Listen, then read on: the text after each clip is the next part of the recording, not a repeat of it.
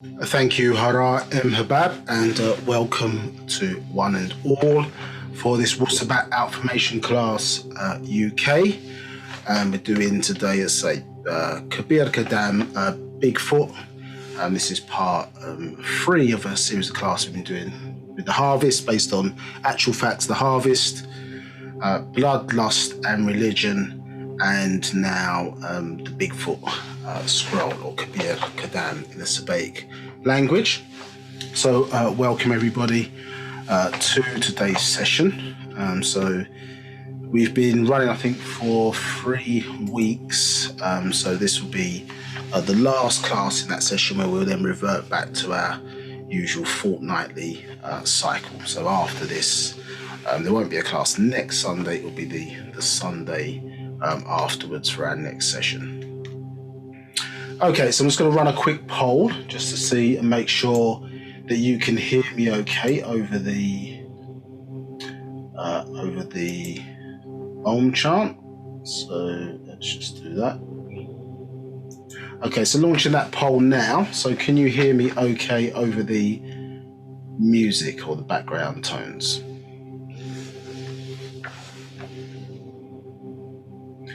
So you may need to swipe left or right if you've got a mobile device, so you can see what's on the screen if you can't see it at the moment. Can you hear me okay over the Om chant? If you cannot, then, as I say, by all means, just put some comments in the chat and we'll do our best to assist you. Okay, I'll give you a few more seconds to answer.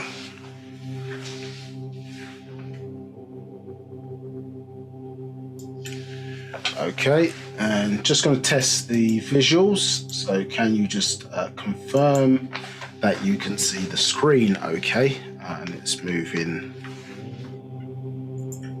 just move it back and forth just so you can see that. That's just moving okay for you as I do that. It's smooth at my end. It might be a little bit jerky at your end just due to some latency issues.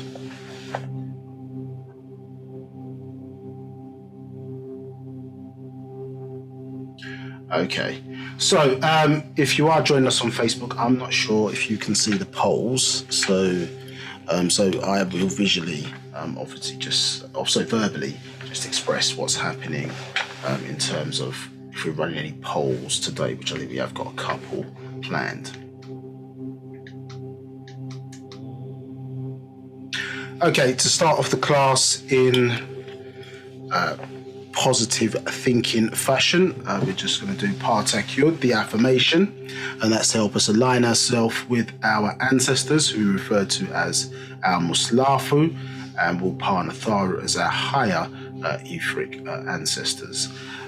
So let's say Partak Yud, the affirmation. We're going to do that now. So I'm going to do it in the Sabatic language, and then we'll translate that into English for full and proper understanding.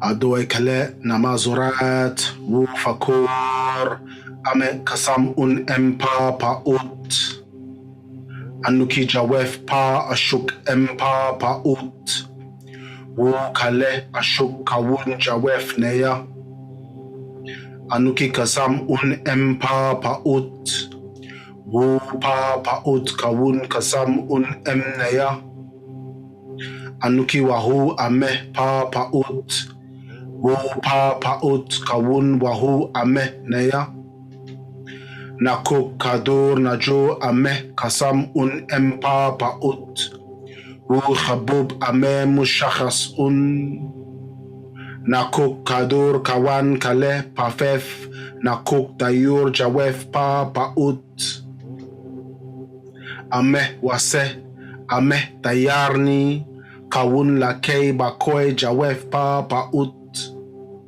Anuki abed bin afashni pa ut kawun anuki pa ut kadur nakuk kadur pa ut amul nakuk amul. So, for your understanding, this is Partak Yud, called the affirmation, and we said in the beginning, I am in the divine love of the all-expanding, and all divine love is in me. I am a part of the all-expanding, and the all-expanding is a part of me. I am one as the all-expanding, and the all-expanding is one as me. I can succeed as a part of the all-expanding and fail as an individual person. I can be all that I want in the all-expanding, as long as my want is to stay in the all-expanding. I am never by myself. The all-expanding is, I am. The all-expanding can, I can. The all-expanding does, I do. Okay, so that was Ba'h Takyud.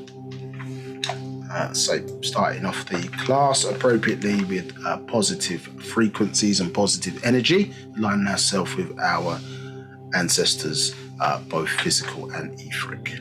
Now, for those of you joining us for the first time, again, welcome and welcome all. So just to familiarize yourself with the Zoom platform. So on the left-hand side of your panel, you have the audio settings. There, so if you need to make any adjustments of such kind, then select that option. We then have, if it's not a question, maybe feedback, you might be on a technical issue, something of that nature, then send a message to our facilitators who are on the call today to assist you on the Zoom platform. And if you select panelists and all participants first, I think the default is panelists, but if you select panelists and all participants, that means that everybody can see what you're expressing, and so we don't get duplicate sort of issues in that regard. So feel free to use that if you need to give us any feedback of any kind or sort.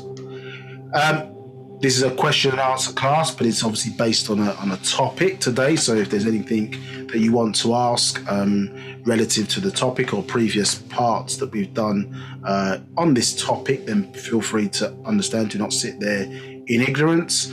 There are two ways to ask questions. So if you want to come across verbally and have a conversation with myself as the student teacher, I should have introduced myself, Nabab Kakni Hess, as your student teacher for today, then simply raise your hand, and then what will happen is that periodically I'll ask if there are any questions. The facilitator will then, depending on where you are in the queue, will ask you to unmute your microphone. You need to give permission to do that. Once you unmute yourself, then you can ask your question verbally.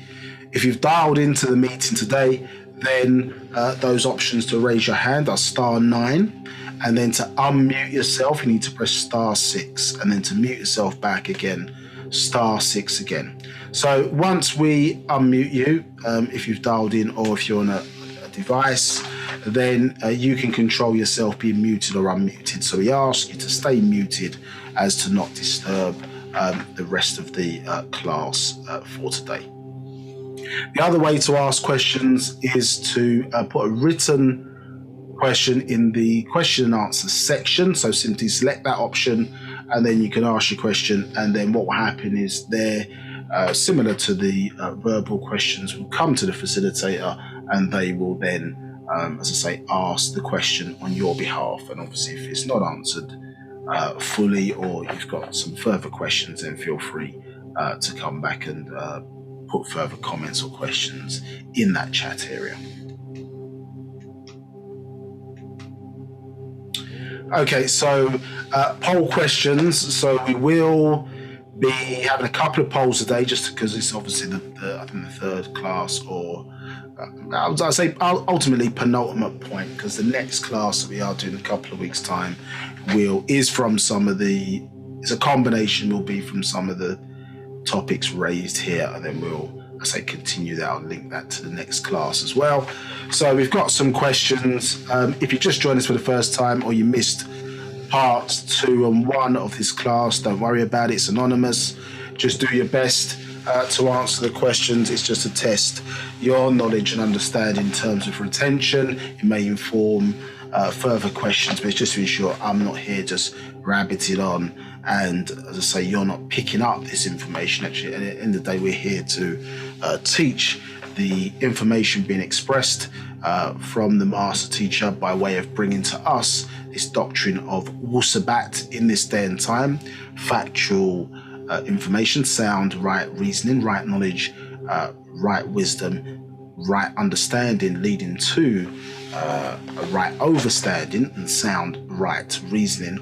So it's important, as I say, that you retain this knowledge and obviously factually may be able to share it with others if you feel confident to do so. Yeah, because this is the medicine for the conditions that we find ourselves in as a race, and anybody else who is prepared to listen and respect the culture. Yeah, no one wins the race in racism.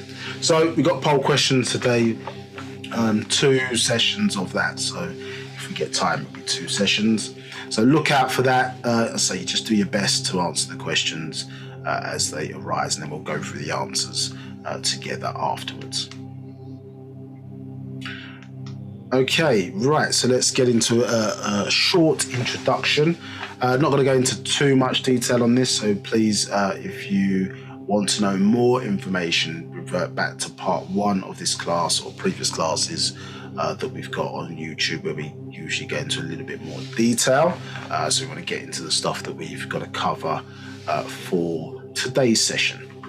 So, as usual, and in proper fashion with natural nature, we all came, certainly those of us born in a physical form, came by way of a woman. And in our systems in ancient Africa, ancient Egypt, Kadem Mahmat, or Mahmat, ancient Egypt, we were a matriarchal society. So I say we start off our classes by giving respect that all of our great leaders and teachers that we've had have been born certainly either come from the east to the west or born in the west to service our people and trying to restore us back to our proper and full potential within natural nature.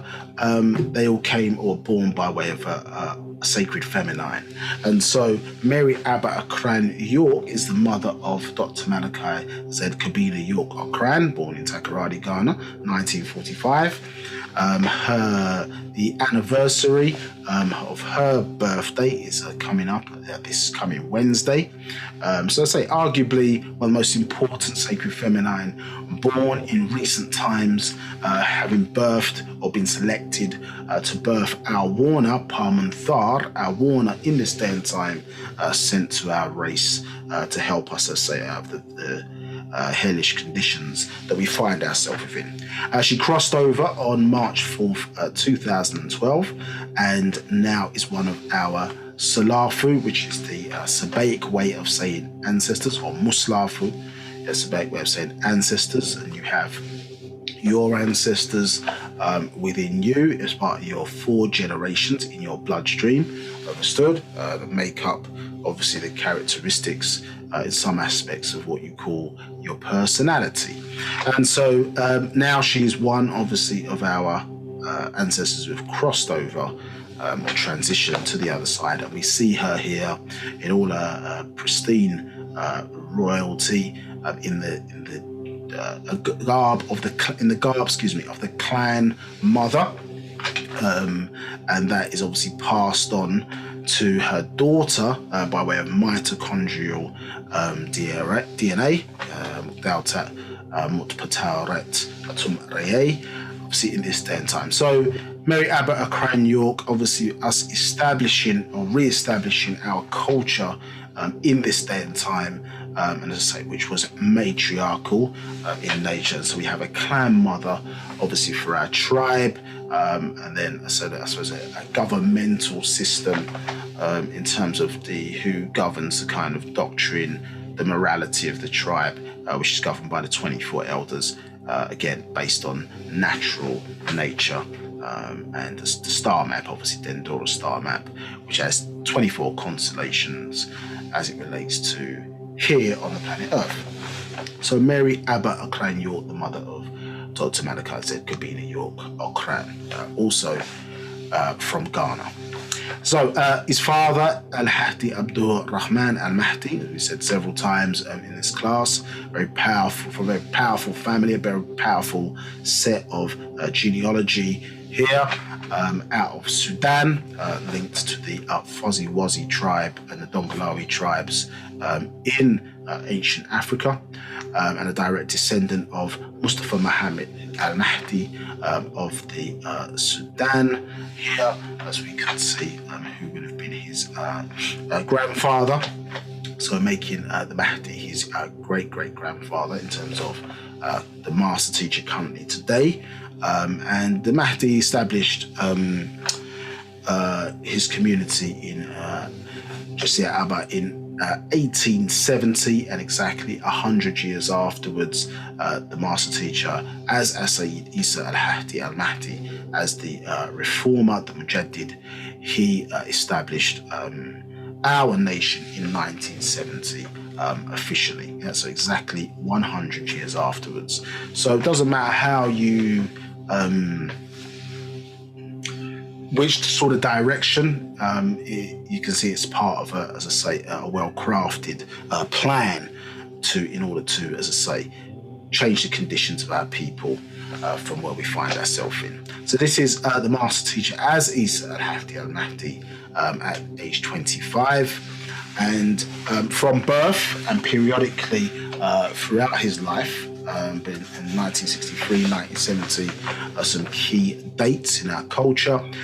He was housed by a being by the name of El Khadir, the Green One. So in our culture, in ancient Tamaray, ancient Egypt, there's a being known as Amenhotep Khakhtar.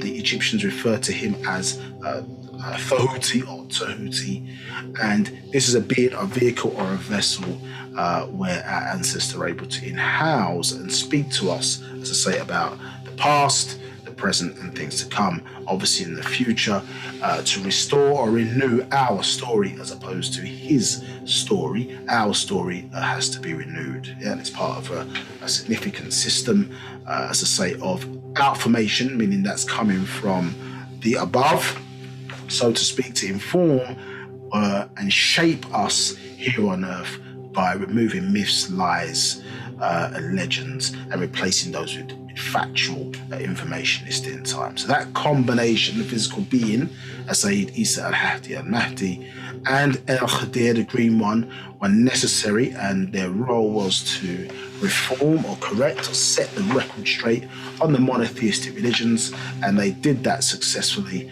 as I say, because in 1963, when the master teacher originally came, the doctrine, they brought that doctrine of Wu-Sabat, but it was too heavy for the people at that time. They wasn't ready to receive it. So therefore, he made a statement: I came giving you what you want, so you'd learn to want what I really came to give. And so they walked us through the various different schools under what you would call monotheism today, on into the Sumerian doctrine, walking back all the way to ancient Tamaray, ancient Africa.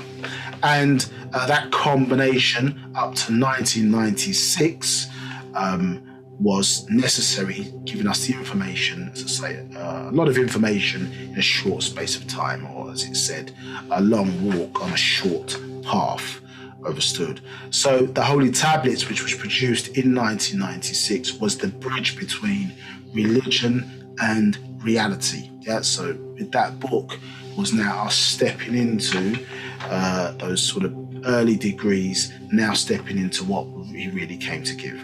And so a new combination of the two then was required, and this was Dr. Malachi Z York Okran as a physical being, and etherically housed by the 19th elder, Ba'h B'ah Yaanuwn. So in the renewal of our story every 24,000 years, the 19th elder then descends, as you would have it, or incarnates, and basically takes on board the 25th seat, which is on this planet called by some Earth, or Ptah Nun. So takes on the 25th seat, and in this case, in-housed the body of Dr. Malachi Z to become that monothe-istic.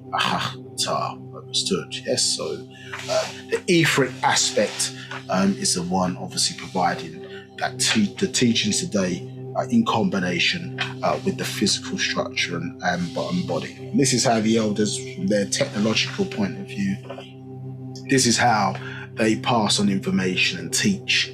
As I say, you have to be able to understand people, because although we are their children, we are their descendants, so they're our ancestors, and which links back to the word son. So you can say suncestors, and we have descended down from that gaseous state, understood, or energy state, to become into this physical form around that etheric being, and therefore we're referred to as their descendants. But our genes, remember, are continually tumbling forward based upon experiences and clearly the environment that we find ourselves in today. So in order to understand, or better understand, who we are, the elders at certain points incarnate and then grow amongst us as a people to learn and then be able to devise what is necessary, as I say, to provide the type of solution necessary and its delivery in this day and time. So an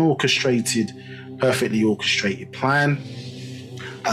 But as a people, we're very hard of hearing, as you will see from the experiences of various teachers we see. We have many different great teachers for our people, but we highlight these in particular as part of this plan, or planet, ET plan here, each bringing a piece of the story or the puzzle, but not quite having the full story or the full truth until we get to the point of, as I say, Dr. Malachi Z. Now, as the last, as coming towards at the end of the cycle, as the last in this situation, at least, teacher, to bring everything now and make everything whole and complete. Understood? Not a holy person, a teacher. Understood? Obviously, we are re-establishing, because we didn't have a culture, so we're obviously being given that in terms of our resurrection. But what happens, obviously, in the monotheistic religions is that the person, they try and make it with all the various different leaders that we have. They try and bring them down using the six or the sex force. And the way the religious mindset is, if a person makes one mistake, then it's deemed to bring the person down, irrespective of, as I say, what they've done throughout their whole lives. And if you put yourself in a position of whatever, in terms of that, the same thing will happen to you. So it's a system that's impossible to win, but it's designed, as I say, to cause us to tear down our own leaders, so that we could never have the rise of a black messiah, as they refer to it as in COINTELPRO, because we will be the ones, as I say, to tear it down. Because clearly, when we have subjugated ourselves by taking on certain titles in monotheism, be it call ourselves Christian, Jews from Judahite, and Muslims, and these various different titles, as we touched upon in part 2 of this class, we are basically making ourselves subservient to another race.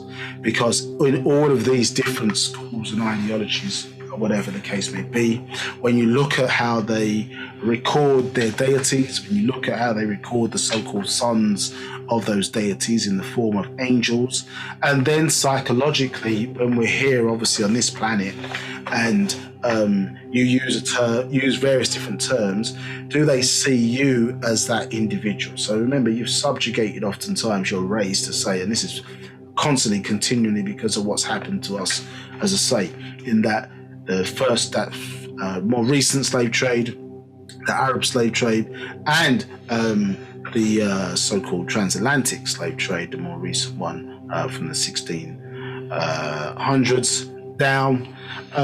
Obviously, that intervention, our people were raped, forcibly mixed in with Mukasu, Europeans and Euro-Americans, understood, and this more compliant being gave birth to a new kind of hybridized Nagarnadu or Negroid person called the Negro, in the sense, so much more compliant, understood, with that intervention of, as I say, some of the abhorrent acts that were done to our people falsely during, it's falsely called the slave trade. So this gave birth to a new, more compliant being, and within that time, a new language was obviously imparted upon us, as well as this religious indoctrination.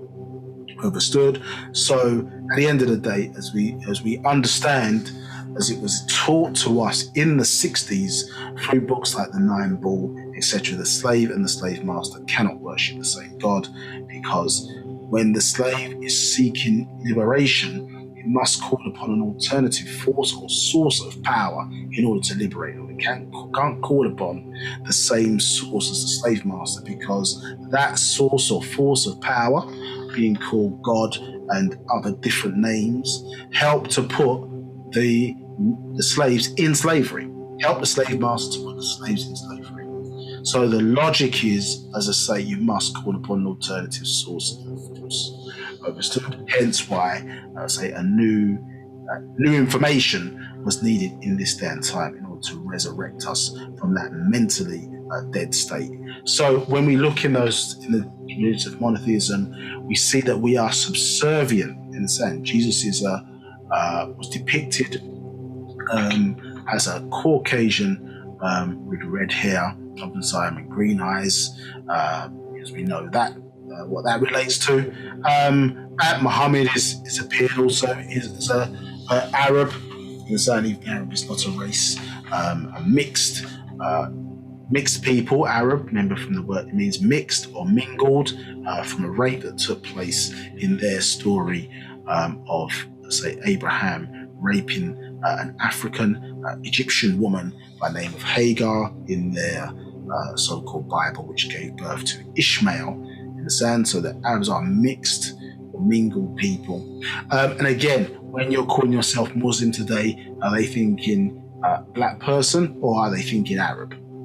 Yeah, when they're thinking about Muhammad, are they thinking a black person or are they thinking somebody who looks like them? So the reality is that, again, we are subservient to that. And the same with the Jewish culture today. The Jews, or so-called Jews, which their own Jesus, the Jews don't believe in Jesus, but Jesus spoke about those Jews, as mentioned in Revelation, chapter 2, verse 9, and spoke about those individuals. So the reality of it, even today, if you call yourself a Jew, when the society perceives you, they're not thinking about your face. It doesn't even matter whether you say, well, the Jews are not really Jews. They came from, they're Jews in the sense that they're not from the tribe of Judah. They are actually Khazars out of Russia, who have taken on the terms Ashkenazim and Sephardim, understood. And actually in this day and time, in reality,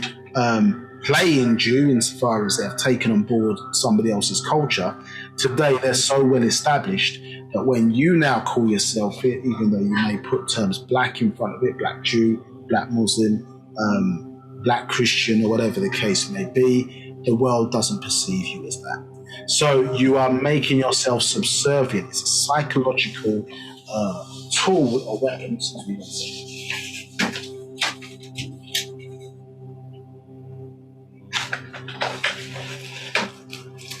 It's a psychological tool or weapon that has been used, as I say, to subjugate our people and keep us under the spell, and then have us putting on the uniforms of these various different religions, which changes one's mindset. Yeah, it makes us, as I say,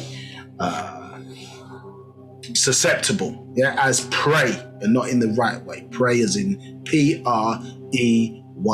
understand? Yeah, turn the other cheek. Type mentality, understood? Yeah, turn the other cheek type mentality while they came into our lands and took control and stole our resources, giving us the impression that we would receive these riches and wealth in the world to come. When in actuality, natural nature intended us to have that wealth, etc., right now, because of gold, diamonds, the mineral wealth of the planet, etc., the best part of the planet was exactly where they placed us and raised us and developed ourselves in terms of their creation. Word creation, creare, meaning growth. Understood. All right, so moving forward, so let's say we covered a lot of this stuff in part 1 and 2.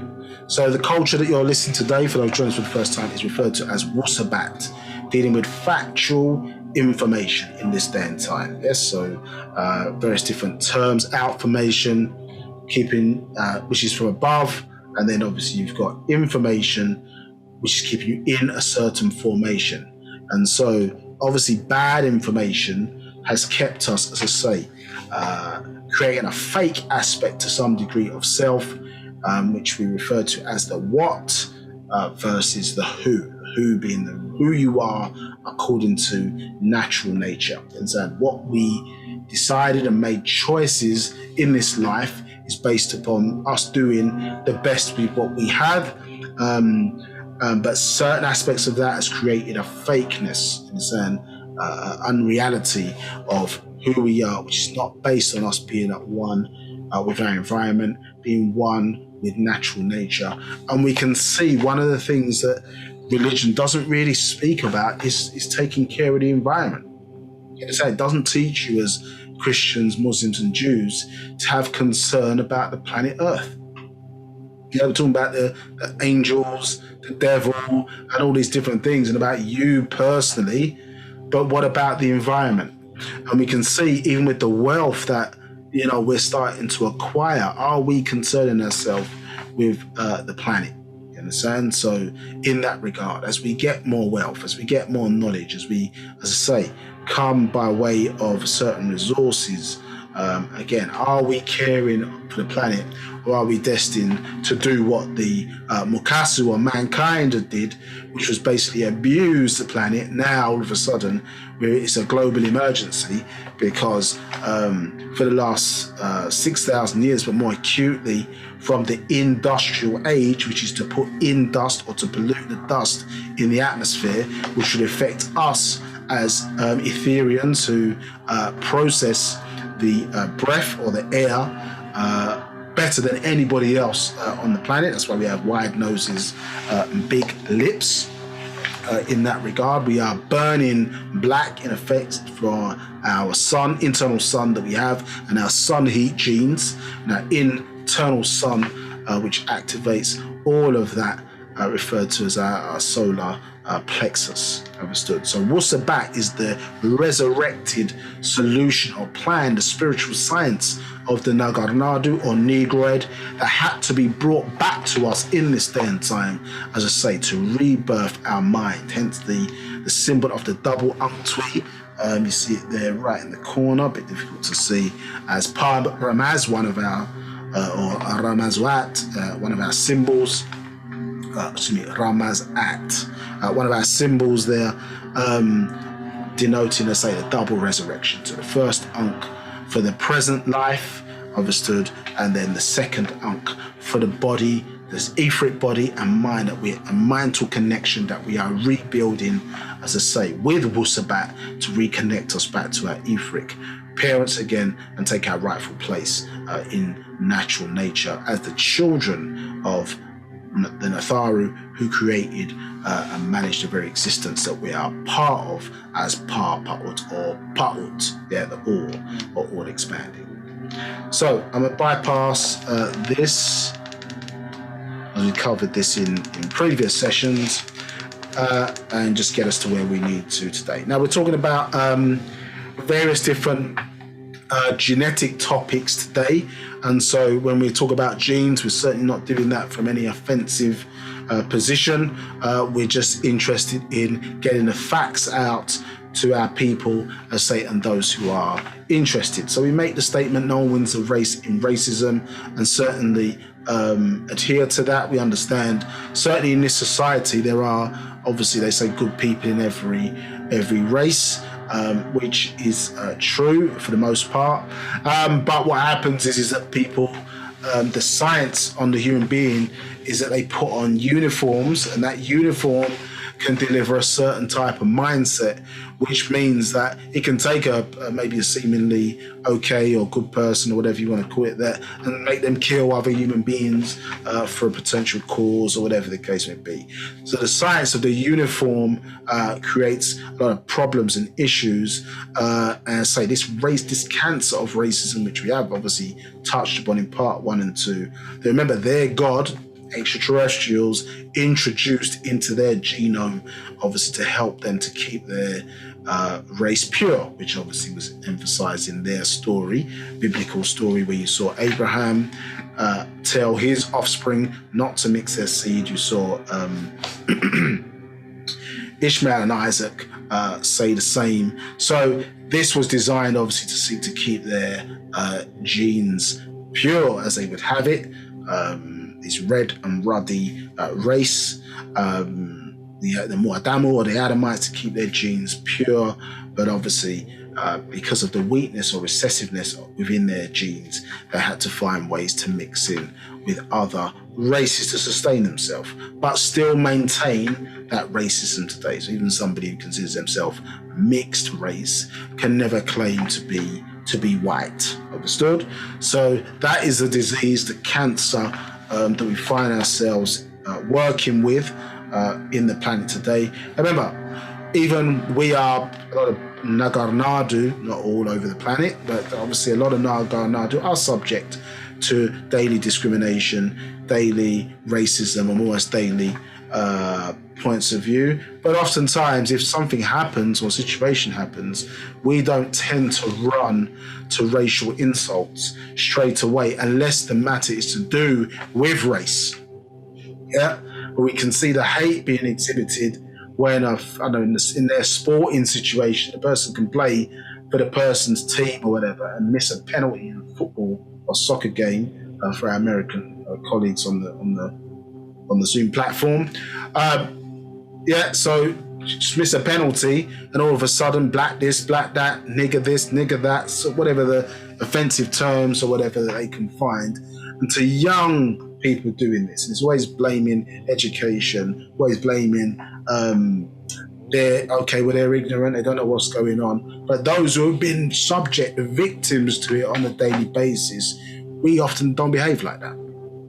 In a sense, when our favorite player or whatever, or player misses something, or we may be upset, but our first thing is not to racially insult them. So again, you can see by way of programming, as they have in Genesis, in their story, Genesis chapter 3, verse 15, their God put enmity, understood, hatred within their genes, understood, as part of their natural design, understood. So racism is a cancer, as I say, but wrong racism certainly is a cancer within the human race today.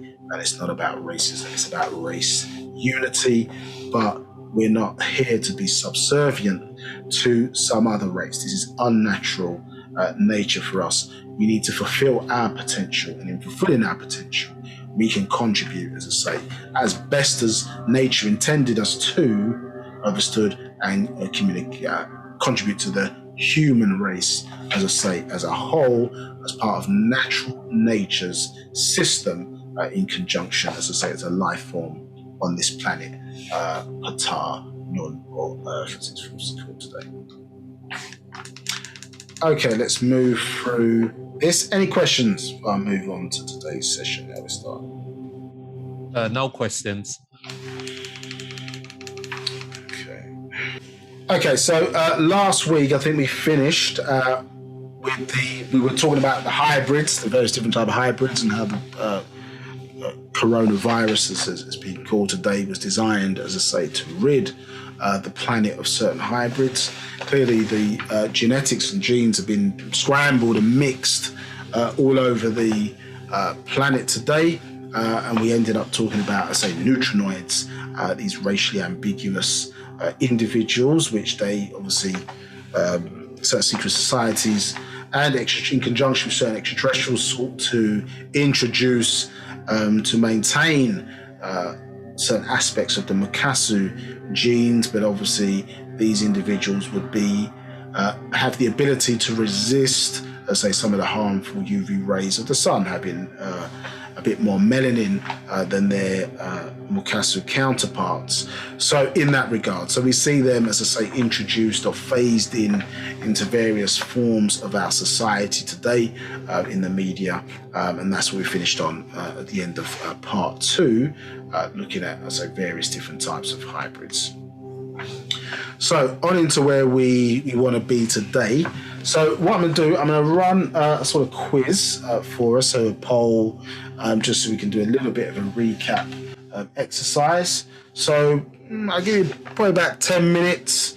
Okay, let's see how we've all done. So end the polling and share the results. So hopefully you can see that on screen. Just checking that. Hopefully you can see it on screen. All right, Habab, you can see it on screen, okay? It's showing the results. Yes, it is. I can see it clearly. Okay, right. All right, RH blood types, always a bit of confusion on this one. Not the easiest, so if you didn't get it right, don't beat yourself up too much. Certainly go back to part 2 and go through that in some detail. But say you always kind of have to keep revisiting it because it never always fully makes sense. So it's something you have to keep going over. But it does come up quite a bit, certainly in a lot of the thereafter doctrine books. So certainly something worth, as I say, investing some time to study blood types, etc., to understand who's who on the planet Earth today. So first question, what happens when an Rh negative male mixes with an Rh negative female? So Sabate word Masas for baby.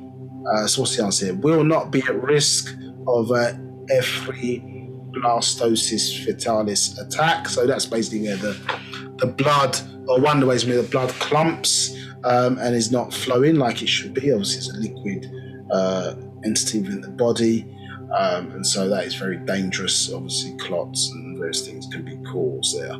So what we got here, 50% said will not be at risk, 25% at risk, and 25% said neither of the above is applicable.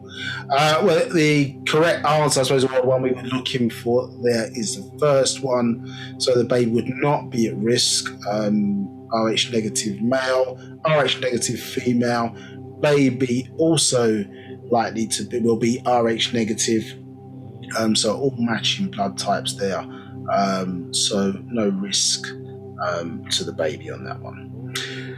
Second thing, so the Rh negative blood type, remember, was introduced by the Mukamau or the Pleiadians into the human genome. Clearly this comes from the intermixing originally. Remember Homosaurus we talked about with the Draconians, so that obviously mixture as well is another way in which you get Rh negative introduced into the human genome, but very specifically, as I say, with their intervention when they created the Flugelrods, or more popularly known as Cro-Magnon, obviously that introduced Rh negative more specifically into the human genome. And so that Rh negative trait obviously is a form, I suppose, of alien genetic warfare, insofar as, I say, it can take out whole tribes of people in terms of mixing. So what happens when Rh negative male mixes with an Rh positive female? It's a bit of a tricky one, this one. For those who have the book, all these answers are found on page 6 of The Harvest. Okay, looking here, so 25% said baby will not be at risk, 67% the majority said the baby will be at risk, and they are correct. So the 67% are correct. The baby would be at risk, likely differential blood types there, and so potentially the baby in this instance would be at risk in the womb. Understood? So yeah, very dangerous set of circumstances there. So again, anybody, if you don't know your blood types, certainly when you become pregnant, then you should be consulting with your doctor, because there is obviously a solution that can resolve these or fix these issues, which obviously aliens have provided the solution, which we talked about. Rh hemoglobin prevents, as I say, the antibodies from the female attacking the baby. But here we've got, say, differential blood types there, so that's the cause of the problem now. Now, 3. What happens when Rh positive female mixes with an Rh negative male and it is not her first child? So here, so 1% and 70% saying a different answer to the majority. The Mesaspate will be at risk of a F3 fatalis attack, and that is correct.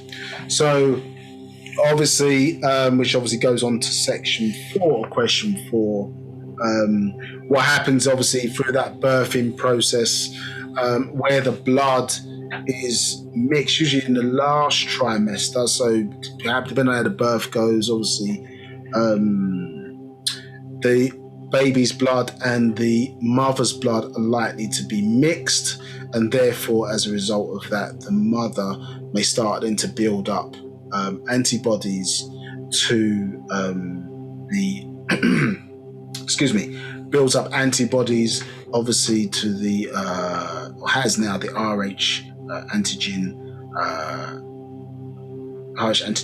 antibodies present, and so therefore progressively, as she then starts to have more children, the intensity of the attack becomes worse or more progressive, or more, it will manifest itself more acutely and more quickly the more each time she has a child. Yeah, because she's obviously become sensitized to that and now has antibodies against the Rh positive antigen. Now, sensitization, this is we're basically giving the answer there. So what is sensitization? Let's look at the options. So when an Rh negative female receives Rh positive blood and her immune system makes antibodies for the Rh antigen. So yes, that is the correct answer, which is the first one. Obviously, if a female receives Rh negative blood, well, she already has Rh negative, so she won't make antibodies against that, because the antigen, the Rh antigen, the D antigen is not present. So here, it's to say the sensitization there. So this can occur in several ways, as we just described.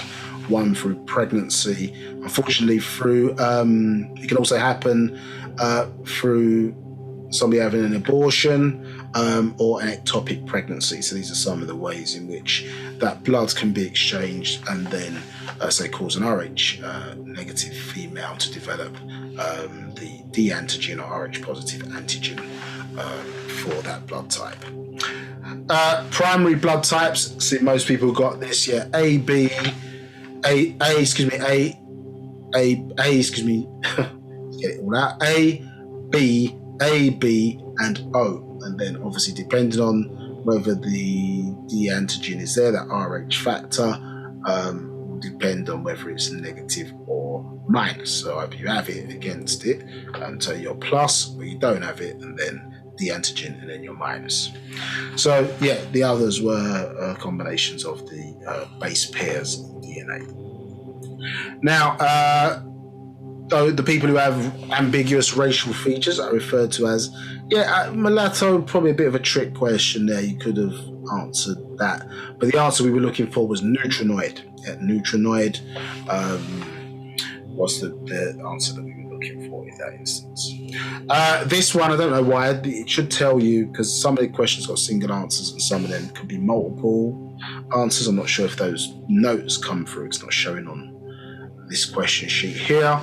But this was, again, a bit of a trick question here. Well, not a trick question, but there were two potential answers to be selected. So selected more than one. So Ba'h B'ah is the Sabaic way of saying Pleiadian. So if you ticked this one and you ticked the Pleiadians, and that was the correct answer. The others, as I say, are not the description of what's being described there. So Ba'h B'ah, I suppose you selected that individually, that is correct. And the Pleiadians, we're looking for 2 clicks. there. So there's many answers that applied. If you were an omnivore on this planet, then the zone system is in operation. So we went through that last week. The zones, Nupu, zone Nupu, green, and zone Zupu, red, on that side of things. So omnivore, yes, so the 33% of people who got that, so it was even between green and red. So yes, you'd be in the red zone. You'd be in the red zone if you were omnivorous. So that means that you're plant-based and you also eat meat. So omnivores would have been, at that time, would have been in the, as I say, in the red zone. Bit more clear for this one, I think. Carnivores, what zone would you have been in? The red zone. So obviously there's only two zones, red and green. And this one, lip testing your Sabaic a little bit here. So if you were Mudravadu, yes, you need to know what that is. Dravidian, yeah, Hindu or Indians, I suppose, East Indians. On this planet, what zone would you be in? So they would be in the green zone. That is correct. You'd be in the green zone alongside the Nagarnadu, yeah, or the Negroids. So you'd be in the green zone on that side of things. So well done all who participated. We've got one more at the very end. So as I say, the books here, so The Harvest, Designer Genes, Bloodlust and Religion, Partakror, The Decision, the Proverbs of Yaanuwn, which is a bit more difficult to get hold of. But all of these books sort of go into stuff that we're covering in these classes in combination. So please, so we're only really able to cover a short amount of detail in these classes. So we'll always seek to read around the subjects and study around the subjects that we complete. Okay, so stop sharing that report for now. And let's just go back for those. I think if it's close enough. Sorry, watch your eyes there. There we go. Yeah. So just for your the zones there. So the term Middle East or Middle West, you can see obviously the middle there, and then moving to the west, we've got our green zone for herbivores and a force field that was at one time in place before continental drift or the continents separated. They were one. So Greeks referred to as Pangaea. And then in the eastern zone, that's where the carnivores were, omnivores from some of the older races there in that regard. So both having humanids or humanoid life in there, both having dinosaur life in there. So remember, it's a water planet, very important to remember that. And of course, again, mind your eyes, I'm just sliding through these quickly. So remember, we talked a little bit about this in the previous class about the diapsid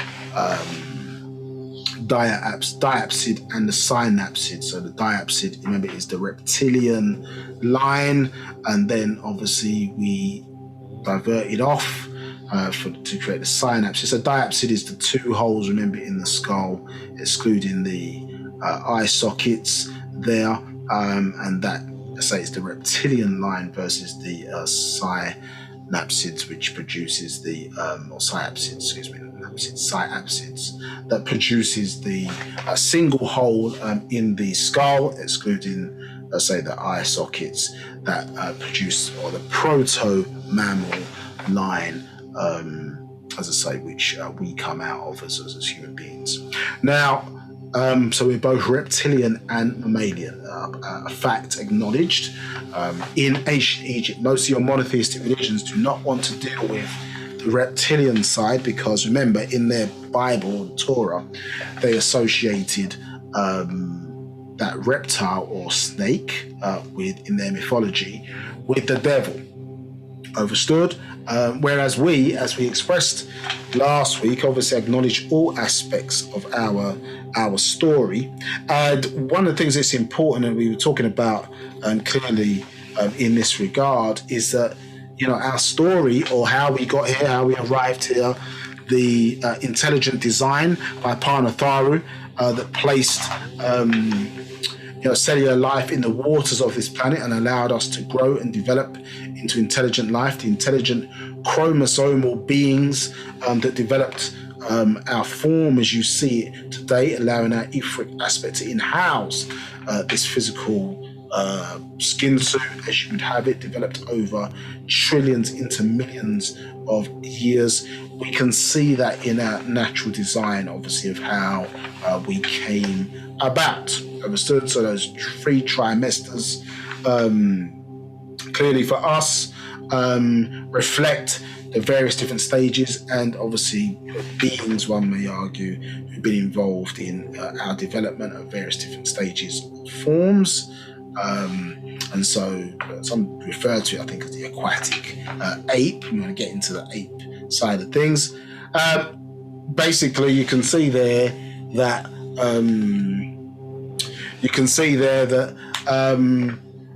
you do get a differential between ape and monkey. So we've got a slight difference there between the two, giving this, as I say, short form of early human being referred to as hominids. But we started off, obviously, you can see the more reptilian style creature there. Obviously 3 to 6 months, the baby looks like a grey. So if you see Ramadians, Ramadians in that regard, you can see the large head, big eyes, so on and so forth. Again, another water creature, clearly. In that regard, looks like a grey. And so you can see reptilian, mammalian phase, and then obviously when we're now in the simian type phase, that's more that humanoid structure. Important to understand that our consciousness, or the switch that kind of connects us, certainly as Nagar Nadu, into that mental reservoir of intellect coming to us in the form of intellect, so that connection or consciousness is switched on at the 6-month period. The Mukasu, or the Kasnadu, or the Caucasoid, there is in-housed with a spirit being that they refer to in their myths and legends, fairies, or Corriganis. And so Corriganis in-houses them at that particular stage or point. Now, most people think that when you talk about being spiritual or whatever, that is more soulful, but a spirit is not natural nature. Spirits in-house things of natural nature. Understood? So, so more spiritual doesn't necessarily mean more natural or more natural of natural nature, because I say the spirit is not natural, it in-houses things of natural nature, to make that point. So they in-house that Corriganis at that 6-month period. You understood? So the ghost or God's host, ghost or God's host is in-housing them, as I say, as that vessel at that 6-month stage. Right. Okay. So, any questions? Any questions? No questions. Okay. All right. Just bear with me one moment.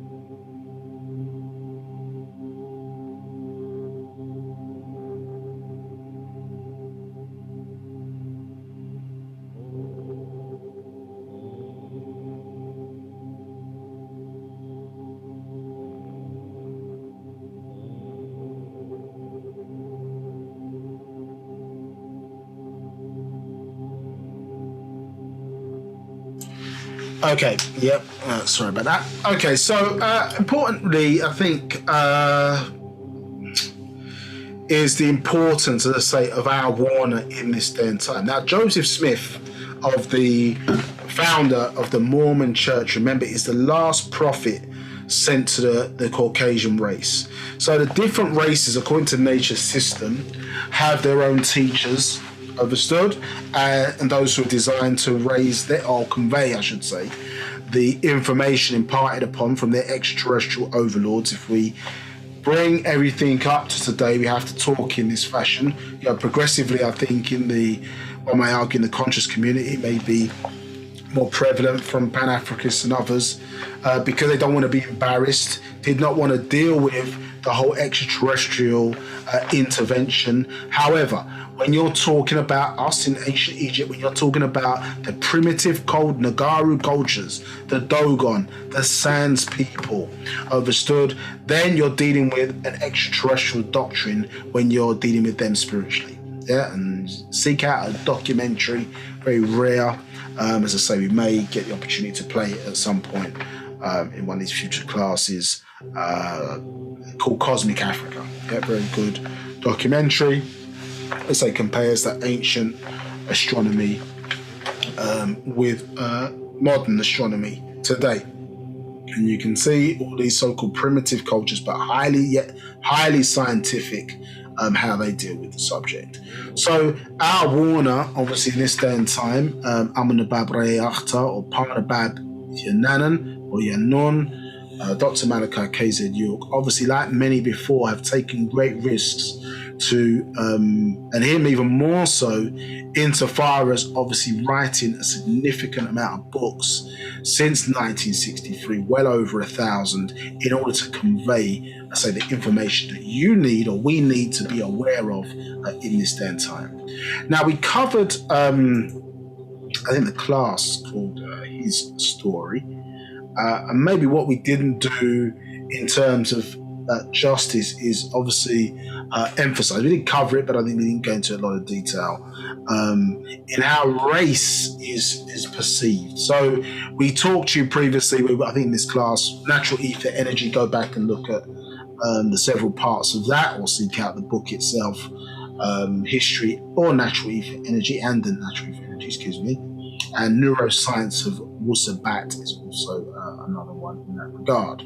So we talked about in the creation of this universe, at least, we talked about the 9 minds, creating 9 different races or beings, creating 9 different races where we came from, which is why we have 9 different physical ethers, 9 different physical species, maybe for lack of a better word, of Nagar Nadu, or black people on this planet, from the Sands people to sort of blue, black, etc. in the Congo. And last week, when we went through showing the intervention from us at the Okavango swamp in South Africa, and how we were moved or migrated up, but also were moved by various different extraterrestrials, to various different places on the planet, and interceptions have taken place even with our genome from beings from obviously the Morozaku, from Morisk, out of the 19th galaxy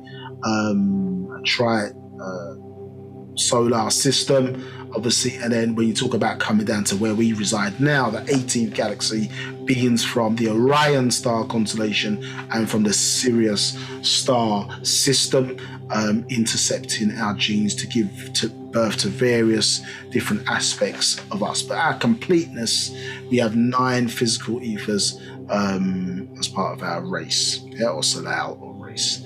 Now, so that gave birth to 9 dwelling places, which they gave birth to, which we articulated here. But one of the things that we didn't go through in a lot of detail, I'm not going to cover that too much today, was the fact that when you look in verse 365, we talk about races being called planetary nations. Understood? So Plan-ET, which we know, when you reverse it or you read it with dyslexia, extraterrestrial plan, you can see that in there, and we can see that in various different forms, from very primitive form in terms of panspermia or exogenesis, some refer to it as, some scientists refer to it as. We talk about comets obviously coming and initiating life on a suitable environment, versus to more, as I say, modern, where you're dealing with interdimensional and interplanetary beings obviously coming here humanoids, much older races than we are as humans, and coming here, as I say, been coming in for millions of years for various different reasons. And in the cases of ourselves and many other races on the planet, have been, as I say, genes intercepted and developed as children, as I say, of older extraterrestrial races. Now, so they're being referred to as planetary, or we are being referred to as planetary nations. Obviously, us as the whole who gave birth to all others, we represent the universe as an entity here on Earth, the manifestation of the universe here on Earth. So therefore, I refer to as the all race. Papa Ut Salah, the all race or the universe nation for that reason. Yeah, so having there's always a connection, understand this, between person, places, and things. You understand? Or we say it this way: body, obviously, place, and things. So even though there's three tones, remember, the three major tones: A major, F major, and C major. A major was the tone of the what? The human body, correct? F major is the tone of the planet. Yes, correct. And then you've got C major, which is the tone of the cosmos, understood? Or the universe, so to speak. So wider, or the world of things, that we start to step into that darkness. So we've got three different connected points that are all related when it comes to us, understood? Because we are that which we are part of existence. We're not just we've always been here. So we've always been part of existence, not something that we just come along after. That's a manifestation of us in a certain form. And saying all of it coming from the mental, understood? Or say Pa'ut, before that Pa'ut on its own, all on its own. So as I say, planetary nations here on Earth, and therefore, as planetary nations, they have representatives to represent their race or their children, as you would have it, or their planetary nation to their extraterrestrial overlords, and then various different groups that manage obviously larger considerations like the Galactic Federation, interested in preserving order within various universes, and some beings are part of it, like to here on Earth. Majority of nations are part of the United Nations, but many are not. So in a similar vein, we have the same system, but you're represented here, or we are represented here by our own Munthar, incarnated, as say, in this day and time, and therefore we have representation. The Mukasu, which we'll get into a bit later, does not anymore. So their overlords basically abandon them. You understand? Abandon them. The Mukmayu, you understand? These Pleiadians abandon them because of the mainly, I suppose, because of their kidnapping of the children of the Natharu, us as the Nagaru race. And remember, they were out of control, as you see from even in their story, Genesis chapter 6, when it talks about those sons of God coming down and breeding or raping those fair women in the sand. So your Muadamu, or the descendants of Enosh, those women there, as I say, and raping them and producing, as I say, savages, essentially, or tyrants, as you see it being called there. It's Giborim. And in the book of Enoch and the book of Jubilees, it goes into more detail in then Genesis chapter 6 about, as I say, the kind of nature of these individuals that got created with this hybrid mixture with these Igigi from Enlil's side of the family, which we'll touch on a bit later, who mixed in with these human women, or Adamite women. So let's just go through this section. I think this is from The Harvest. And it says 236, says the good Mukmayu, should be a U at the end, Mukmayu, Yeah, aliens don't want to deal with the Leben Salah white race who seem to rule this macabre, the planet. 237, they come and go to avoid white leaders who say, why don't they land on the White House lawn? Because their own overlords have given up on them and now just abduct them as bara, food, because to Kama'u aliens, this new breed of Gibborim tyrants, are savages, heathens, uncivilized, the beast man. Now that's not what we are saying. That is what they are saying, even in their own book. Remember, it grieved God at his heart, isn't it, that he had made man. Yeah, Genesis chapter 6. It grieved God at his heart because of all the madness and craziness that they had gone on. But obviously they had the nature, remember, of the Pleiadians, who themselves are flesh eaters and unruly in their own instance as well, but obviously not to the point where they don't fully respect certain order and laws. At least they should be subject to their own overlords, and they wanted to rebel against it. This is why you see the kind of continual manifestation you see in a lot of the stories and media programs, I suppose, with the where the Mukasu is always wanting to kind of take out or kill their parents. Yeah, so I suppose the emphasis of that is in two ways. I suppose one is the canine gene inside them. You know, there's not a transition of power. It's like, I need to be top dog. So in order to do that, you know, the canine mentality is to kill, obviously, the one in place at the moment. But then you've also got, as I say, God complex issues, or in this case, extraterrestrial complex issues, in that the people who birth them obviously birth them for a certain purpose, as we've understood in these first two parts, as a form of weaponry. So you've got an issue, that they have with their own God, in the same with their own deities, asking obviously the question, well, why did you make us like this? Why did you do this? So on and so forth. They gave them certain rules to seek for them to adhere by, but their rebelliousness wouldn't allow them to conform. So this is what we find ourselves dealing with today. Now, 238, his Zatu women are Mukratatu, sluts who sleep around with anyone and anything, and it was seen that the white race growing worse morally each Shamut year. So this may sound a little bit harsh, but the reality of the situation is, remember, when you deal with the 9-ball, it tells you that the Caucasian was the feminine of the races. Go back and read that book. And that was designed for them to attract, other races, to deal with them as needed, clearly, because they wanted to keep a certain level of purity, but they needed to mix in with those who had dominant genes in order to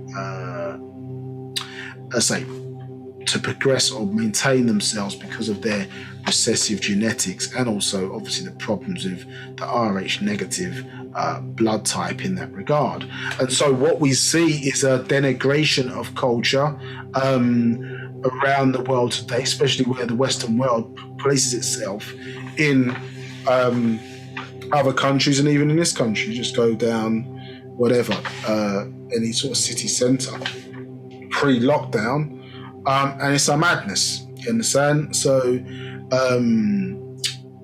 pure absolute chaos that we perceive as having a good time. So we have, in this society, we've associated doing things which are harmful and detrimental to the body with having a good time.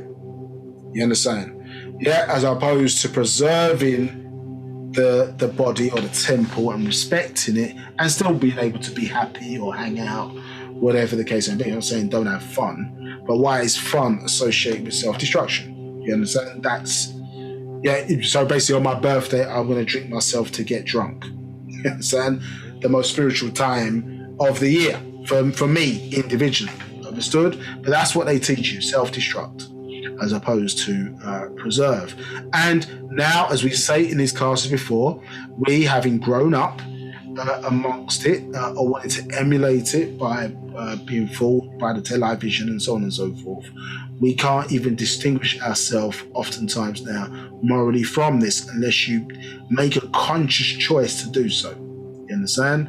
So even with what was taught through the various different religions, now with the modern technology now and the ease of access to sex, which is an essential part of who we are as human beings, we're not anti-sex, but it's a power that needs to be utilized and managed. So each time a person exchanges, the reality is you're exchanging 30 or more ancestors. And if that's not your intention, then all this hot girl summer talk and all of that kind of stuff. Now today, even with a lot of the artists, let's say the drug dealer's become the new superhero, the stripper has become the new the equivalent is heroin. You understand? So all of these types of things being pushed and pumped in the media has taken what was originally hip hop, which was a rebellious musical form, which designed to instill in our minds the ability, as I say, to rebel against a system to move us towards our own stuff. Yeah, so the turn of the hat backwards of the hip hop generation, repurposing words, making bad good, the word for good, and things of that nature was all anti-establishment. It was going against the system for us to break the spell of Leviathan, as they call it in the Bible, and Mam in ancient Egypt, and the spell of Kingu in ancient Sumeria. So it was designed to do that, and obviously a new mindset, seek and destroy, as the gene shifted, understood, at the end of the so-called 400-year so-called slave trade, the gene shifted, yes, for a new mindset, seek and destroy mindset. But unfortunately, because we are not in control, have not taken control and developed as we were supposed to, a culture and the environment for the children to be raised in, we find them at the hands of the systems. They're fighting against this kind of, you understand, loose, moral, decadent mindset that permeates the children. So, do what you want, YOLO, you only live once, that kind of mindset, without all things have consequences. So the new kind of equality that's being expressed is that women can do what men do. What I'm saying is that is true. Women can do what men do. It's not a problem. But the consequences for both are still there. Just because you decide that stripping is fine, or just because you decide that taking drugs is fine, or whatever it is, doesn't mean that nature's rules change.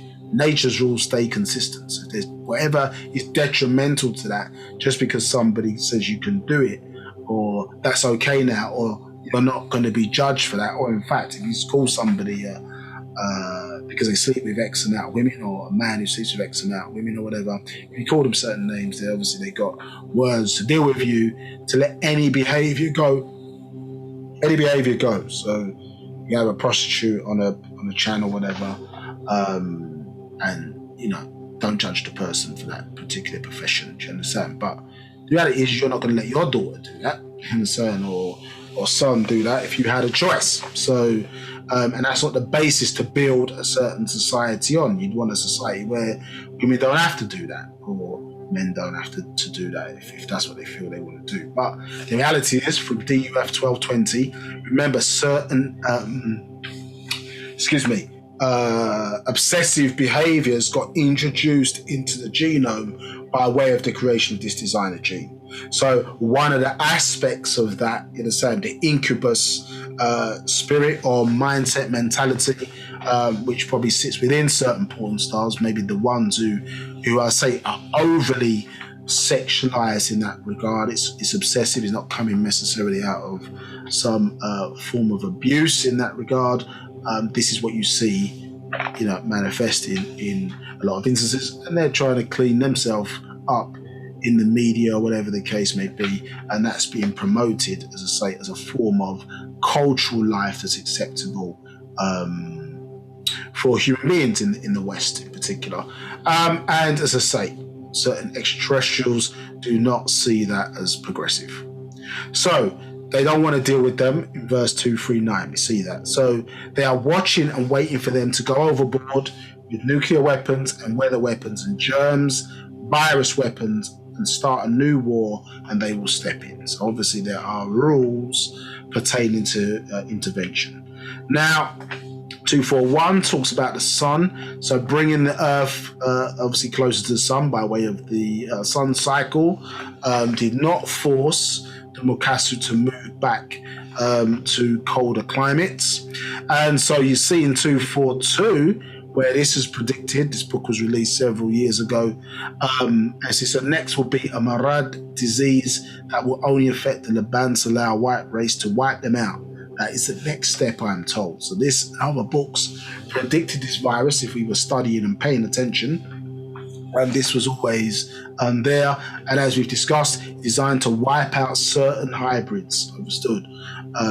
So they want to keep the pure hybrid, remember the original one that they made in their image and after their likeness, and now the dark-haired, dark-eyed hybrid, which came out of the original. Remember the white hair, white-eyed, the white fur, white-eyed or pale-eyed, the red fur, green-eyed, and then the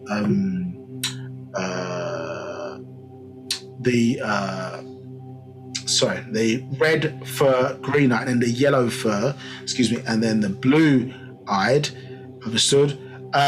So that obviously gave birth to, later down the line, obviously the dark-haired, dark-eyed. So the dark-haired, dark-eyed, as we touched upon in part 2, remember, they want to leave those to mix in with the dominant races that would be left, obviously, after this Mukasu race, obviously, from their expiry, from their own overlords, is wiped out by 2060. Understood? Now, I might say, well, Nagaru are dying of this. Yes, that is correct. So, obviously, as Nagaru, being a lot of frontline positions, therefore, clearly, we find ourselves compromised if you have compromised immune systems, because you're exposed to a lot of these germs, and if your immune system's not functioning correctly, then obviously we can be at risk because we are in these frontline roles and jobs. So one can't be, from a racial point of view, you cannot be take this lightly. We're in a serious day and time that was always predicted, and the reality of the situation is many things that the master teacher spoke about and what he sought to put in place for us. For example, that land, 476 acres, called Tamaray, Egypt to the west, if we had been allowed to progress uninterrupted, unhindered, where would we be now? We would be primed in a perfect position, self-sufficient to be able to deal with the situation that we find ourselves in now. Here's continuing incarceration. Since May 8, 2002 has obviously set us back. It's hindered us being able to be prepared for the day and time we're in. So it feels more like we're in a reactive state. But as we've been told by our ancestors, not to fear what is taking place right now, but as a result, obviously, we must be prepared and still continue to progress. Now, 243. This is why Muthiad Mutatali extraterrestrials will not come before them. They are no longer represented by any Sabat Shakhasu star people. Each Salau race has to have representatives of the Galactic Federation. I am who represents our Salau race. Yeah, so while we're getting information, and anybody who knows, I've been tracking the updates coming from you know who, we have to say it like that for certain reasons, have been 100% on point as it relates to the virus that we're seeing right now. Many people may have associated with 5G and other things that they were trying to associate with it, but this is an extraterrestrial intervention as you would have it today. And so don't think that doesn't mean to say that we're not at risk from those who would want to see us demise with those Muadama. And simply from a hate point of view. So we have to watch and be monitoring every step of the way. But this has been predicted. So to separate ourselves, remember, from being in image and after likeness and be who we are supposed to be, and part of that may mean, as I say, our eventual migration back to Africa and or the Caribbean, in various places where we can establish what we need to, as I say, and ride out what is to come. So we're talking about coronavirus, even maybe for a second that's caused us, as I say, to ignore one of the most dangerous prevalent things that was happening right now, which is climate change. Any questions? Yes, we have a number of questions. The first question is from Anuket, and the question is, if you have IVF to get a baby, does that baby still have a soul, or is that a forced thing?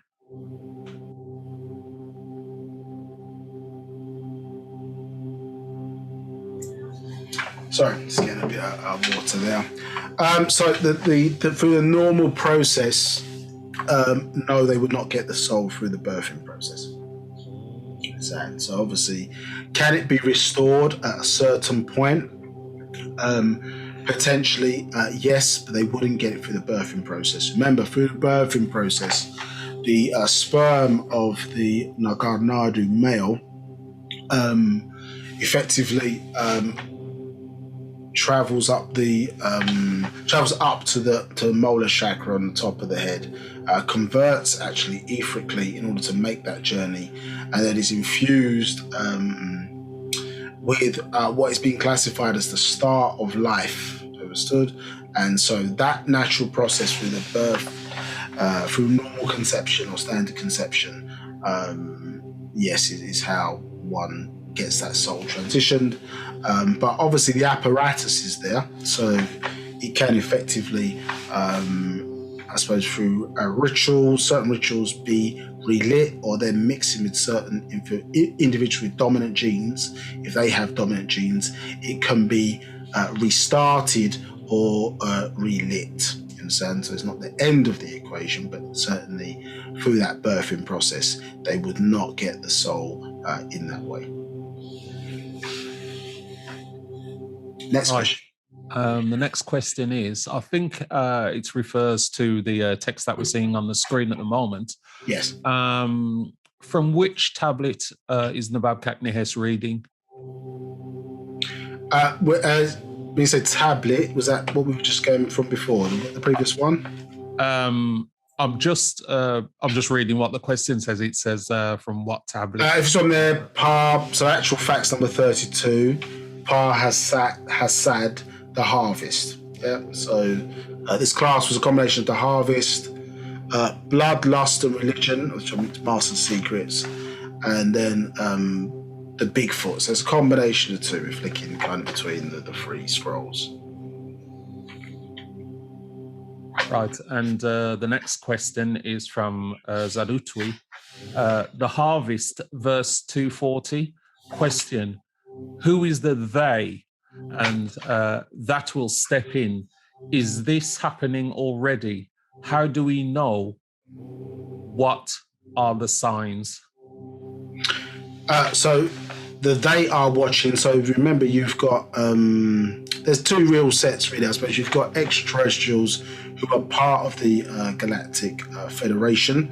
So that is a they, and then you've got beings from Draco. You've got beings from Aldebaran, and then the Mukmeu, those beings from Pleiades. So remember, as you've seen, the virus itself is from beings out of Draco. You understand? So their, I suppose, purpose, remember, is to eliminate the hybrids. They're not interested in the kind of mixed hybrids that were created, that we touched upon there with the 3 giant apes that, remember, that were sent by Syrian females to this planet, and then they manipulated them, obviously, to produce the first set of hybrids. But the initial set of hybrids with Cro-Magnon, remember, was them and using a combination of certain monkeys. Yeah, difference between a monkey and an ape. Monkey has a tail. An ape doesn't have a tail. Yeah, so they're tailless. Yes, there's a difference between the two. So effectively, they are interested in either that pure hybrid, and then the dark-eyed dark-eyes, they want them to mix in with the dominant genes. Everybody else they want to eliminate. Understood? So in that regard, they're the ones sending the virus for their own purpose, because, as I say, remember, their ideology is that the planet is overpopulated, correct? And we talked about, in the old books and the pre-hereafter doctrine, the Master spoke about what? The three alternatives, isn't it? So alternative 1, 2, and 3. Alternative 1 was to reduce down the population through wars, diseases, and various different disasters that they could potentially artificially create. So to wipe out individuals that way. Alternative 2 was for them to go underground, isn't it? But they encountered various different life forms underground, the Duani, the Deros, the Teros, and various other extraterrestrials who basically would dominate them, so they couldn't stay underground. And then the third alternative is obviously to leave the planet, which we see them trying to do at the moment with varying levels of success, as we just saw with Elon Musk's SpaceX program recently. So the reality is that those things are happening now. All the various different diseases that you've seen, isn't it? From and let's look at the type of ones. Coronavirus obviously is the last one, but what did we see before? We saw avian flu, correct? And let's look up the word flu. If I pull it up, you'll be amazed at what some of these words mean in etymology. Let's look up the word flu. Yeah, influenza. Yeah, let's put it up there and I'll put it on the screen. So influenza, yeah, known to be an infectious disease, but originally, what does it mean? Visitation and influence of the stars. Yeah, so this virus that we know, or we use the term flu, but it's talking about obviously it being from the stars, isn't it? That's what the word itself means, in terms of it being linked to a virus. So we had swine flu that was designed to deal with the Homo porcine aspect, correct? We had bird flu or avian flu, understood? So that was designed to deal with the avian aspect, insofar as the genes obviously that we use, the wing class, obviously we see that in the part of the Mukassu today. We see that the dog is the last one, isn't it? So the dog, simian flu, we had simian flu, a version of that. So that deal with the Homo simian aspect of them. And then obviously the last is the Homo canine, which is what is related to Kabad or COVID-19 that we see today. So the stepping in that you're seeing is if it goes to an extreme. So if they decide, for example, that they're going to go all out to try and war with extraterrestrials either on this planet or even other human beings on this planet, because they don't want to step down off of the throne, it's the end of their 6,000 years, then they that will step in will be obviously Galactic Federation or even their own overlords to step in and to stop them. The reason why it doesn't happen or hasn't happened to date is because, what is it? We live amongst them. Yeah, so the dominant races who are supposed to survive past the 2060, we are fully integrated in their society. We live in their cities, we're in and amongst them. So it's supposed to be time for us, as I say, to make our way, or all the different races to make their way back to where they originally came from. Do you understand? So that we're zoned off again. So the reason why, remember, as the Master expressed, why they promote leaders who don't say go back to Africa is because we provide a form of protection for them in this regard. Understood?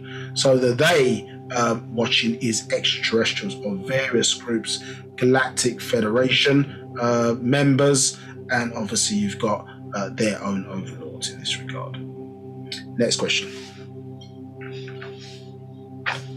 The next question is, are the hybrids Caucasians? Yes and no. So the hybrids are Caucasians, or the Muadamu, as we touched upon in part 2 of this class. Because the genes have been scrambled, you have got hybrids within all races. So last week, remember, we showed a hybrid trait, isn't it, in Kevin Hart there. No disrespect, Kevin Hart, but you understand. This is a hybrid trait here with the eyes. You see, when you turn to the side, both your eyes should be in the corner. Can you see here? Yeah. So this trait here is showing that this eye, the pupil here, is centered, and this is not correct. From a naturally occurring point of view, both eyes should be sitting in this position if you turn to the left or the right. So this is a hybrid trait that's in other races, I say, because the genes now have been scrambled. So difficult to say who's who on the planet. And as we touched upon, I think in part 1 actually, all this ancestraldna.com and these type of websites which appeal to your ego to find out who you are basically genetic pools or databases that allow extraterrestrials to track where the hybrids are, where the RH negative are, etc., for the purposes of preservation and eliminating who they don't want. Understood? And next question. This is a question from Asar. It says, verse 253, page 38. Who are witches? Where can you learn about them in accordance with the doctrine and outside our doctrine? Also, how do you protect yourself from them, please? So verse 50. Verse 253. Okay, let's see what they say. So is it talking about here? So I'll go from 248. It says the Mulbanu Salau, white race, teaches their Sawatatu daughters it is okay to have many boyfriends, sexual partners before you marry one, and they spread themselves around and promote that lifestyle and want all other races to live in their promiscuous, derogatory, sluttish way. 249, they get drunk and go around naked in public or mostly nude. 250, they live off of drugs and pills and they are very vulgar with their vernacular. 252, they abort and kill fetuses. They deform their khatatu bodies by plastic surgery of all nawa'at kinds. 253, they are witches. They are muhshaftatu witches and know it.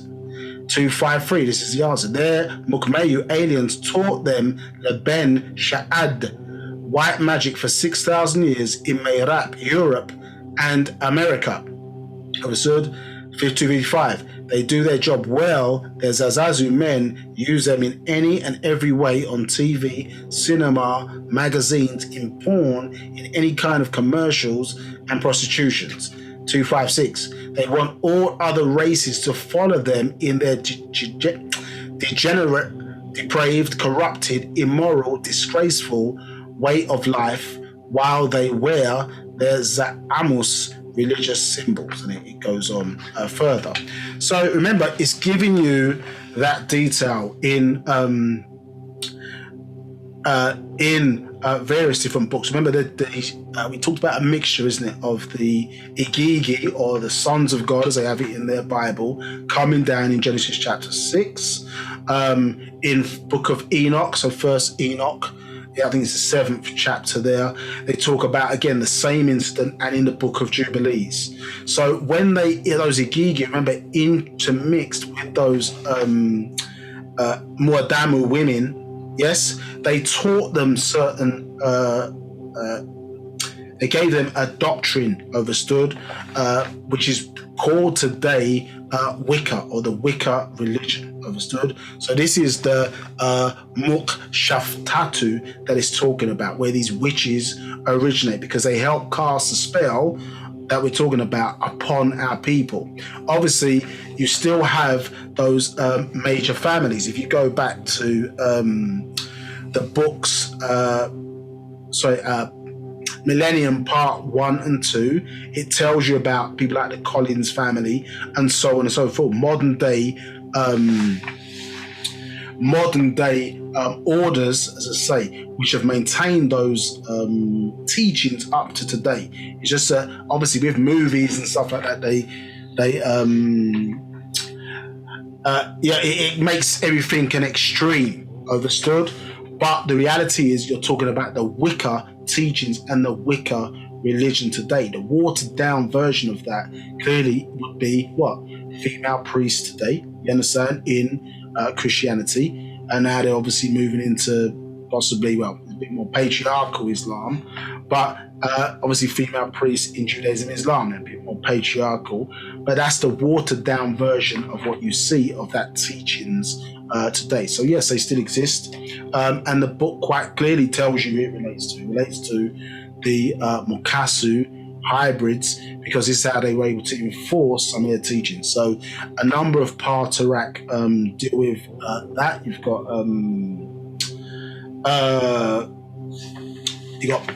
basically a dimensional shift. You have got 18 plus 18 plus 1 goes in, that's in detail. You've got the I think it's called cherubim seraphim, that's not the quite name, but there's another way of saying it, that deals with that Partarak, that deals with two sides of the family, which is really the Igigi and the Dingia, you understand, which is the other side. So that's what it's relating to, and that's where they're coming out of. It relates to the Wicca religion. And so the book's dealing with that, as I say, explain that in some detail. When you say, how do you protect yourself against it? Well, remember, with these, remember in their mythology, the vampire only has power over you if you invite them in, correct? So the reality is that us mixing in or embracing the stuff that they have to offer is their route in. Once our soul is opened up, how do we open it up? Well, it's through one's desires. So a person, once they desire something, it basically, you open yourself up to becoming a wanted, because you put yourself in need, correct? And so therefore any force or source can then respond to that need. Remember, when you look at the SMAT circle, circle of space, matter and time, there's a 9 at the top, isn't there? Yeah, in fact, let me not do that. Let me draw it and show you. Just bear with me 1 second. We switch to the whiteboard.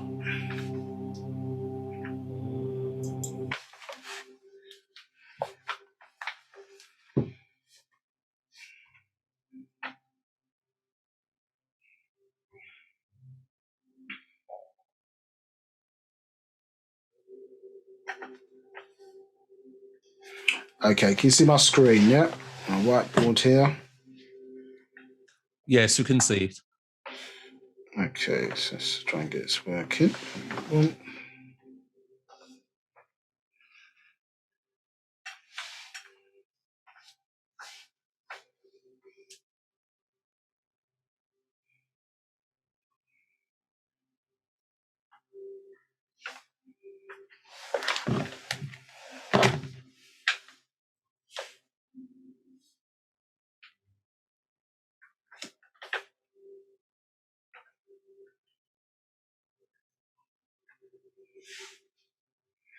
Just bear with me 1 second.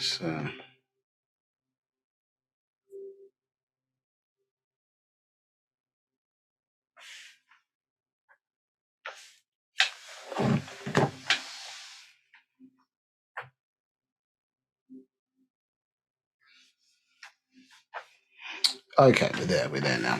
So, yeah, so at the top of the circle, if you remember, what was it? 9, 6, 6, yeah. This is the SMAT circle. Space, matter, and time. Here's my rough drawing. Yep. Oops.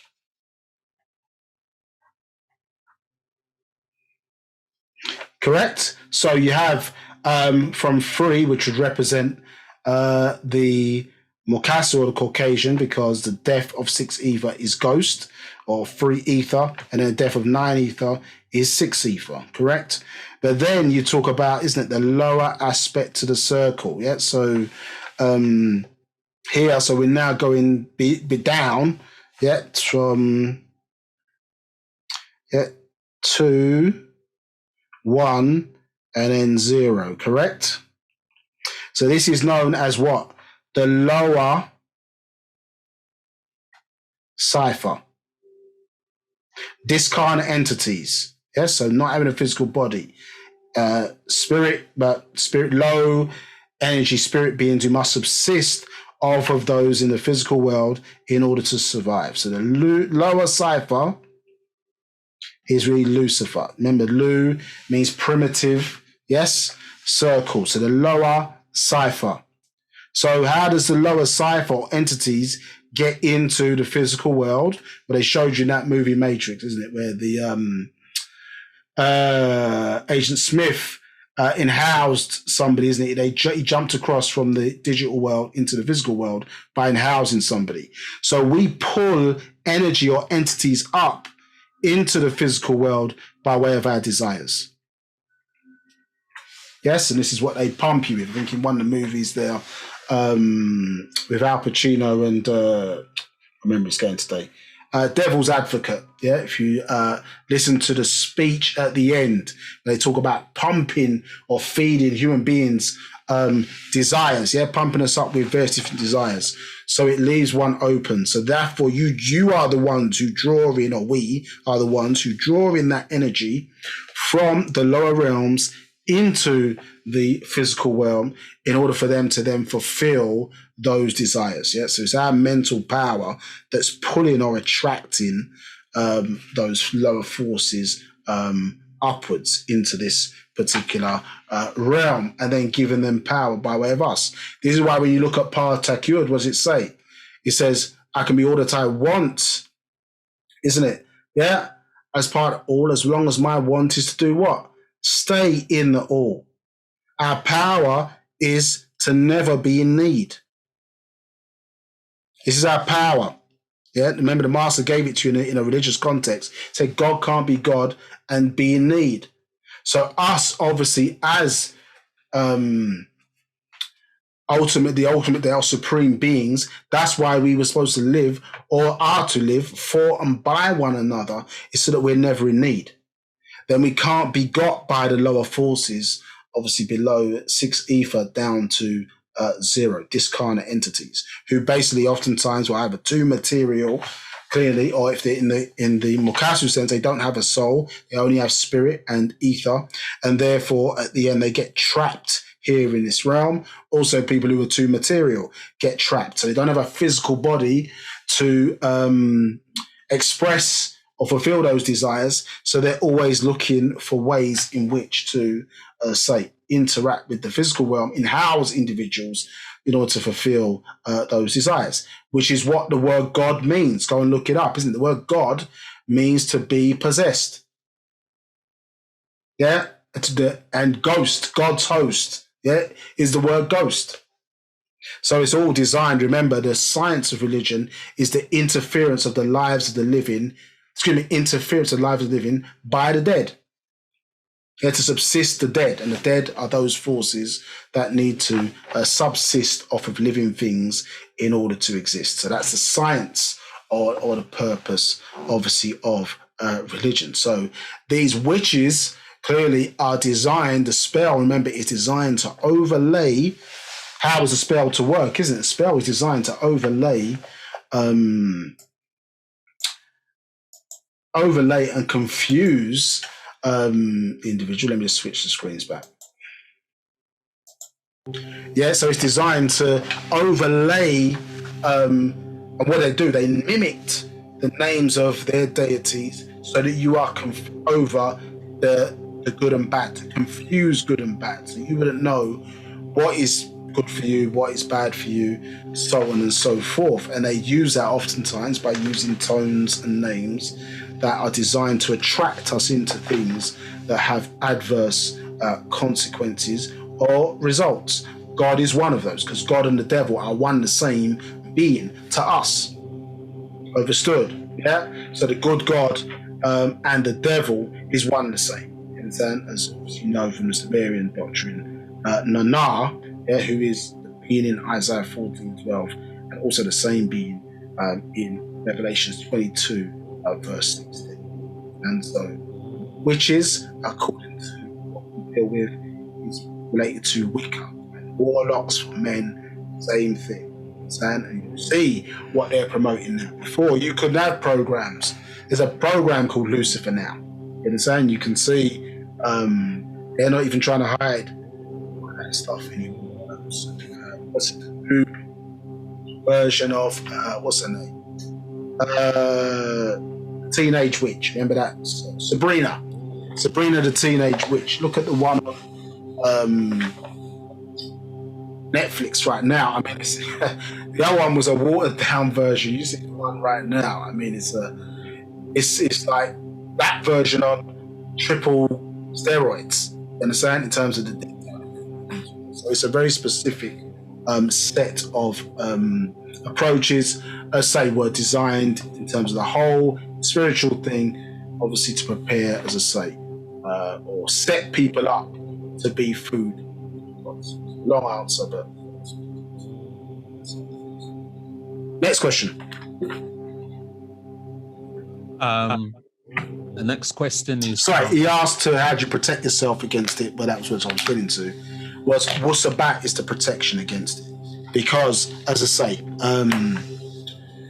you have to invite them in for it to have the power over you. Understood? So the psychic self-defense and the alignment with Wu-Sabat as a culture, staying on that frequency, clearly, is where you have to be at. Then it doesn't have the requisite power over you. They will try and create situations that put you in need. Do you see what I'm saying? So when they keep talking about love and unity, love as an action word, and us being unified, not only physically but mentally, is because it allows us to stay above that 6 ether vibration. Do you understand? Up and we deal with 7, 8, and 9 ether. This will always be of our own ancestors. So we're continually trying to raise our vibration, obviously, as a race, and not let adverse forces come in between us. But when we're arguing, when there's disagreement, when there's conflict amongst us, you understand? When we are pointing the finger at one another and accusing us and not using right knowledge, right wisdom, right understanding, interrogating, where we allow our powers, for example, they talk about in emotional energy. It says that Sabian, or Nwapian as it was back then, Sabian is analogous to the way air is the carrier of sound. So this means that we have the ability to carry information amongst ourselves, just like air provides a medium for sound. But what do we use that power for? Do we use that power to embrace each other, promote success, promote business, promote certain things that are going to progress us as a race? Or are we quick to carry rumor?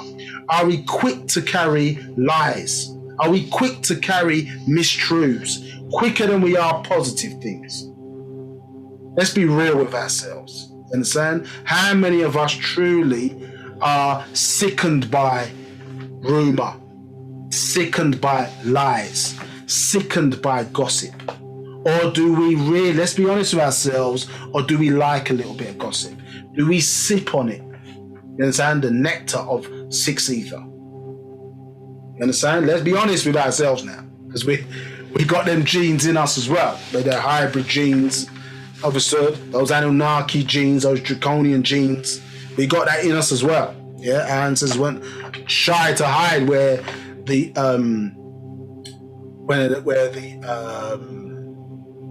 chambers was pointing to. One of the directions pointing to is Draco. So So they well understood our nature, understood. So it's one thing to say, it's another thing to have the discipline to stay on that positive frequency and reject, as I say, some of our adverse ways and behavior. Yes, self-justification, according to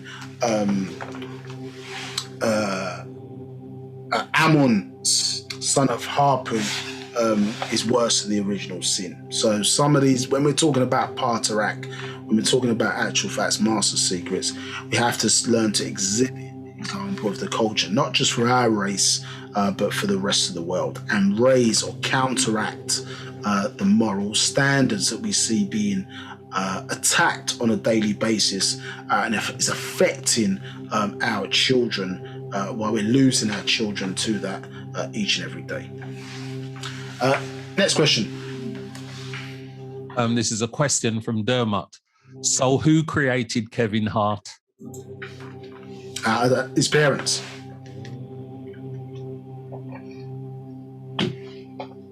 So hybrid genes and hybrid aspects. When you say hybrid, remember you're talking about you have unnatural and natural nature.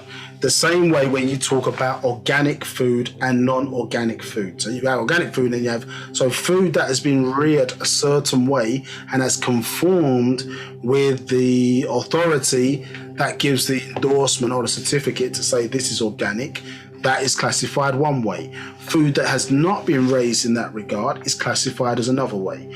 When the Pleiadians, the Draconians, and older barons came here to form some of these new races in their image and after their likeness, they did not have permission to do so by the Galactic Federation that were over this planet.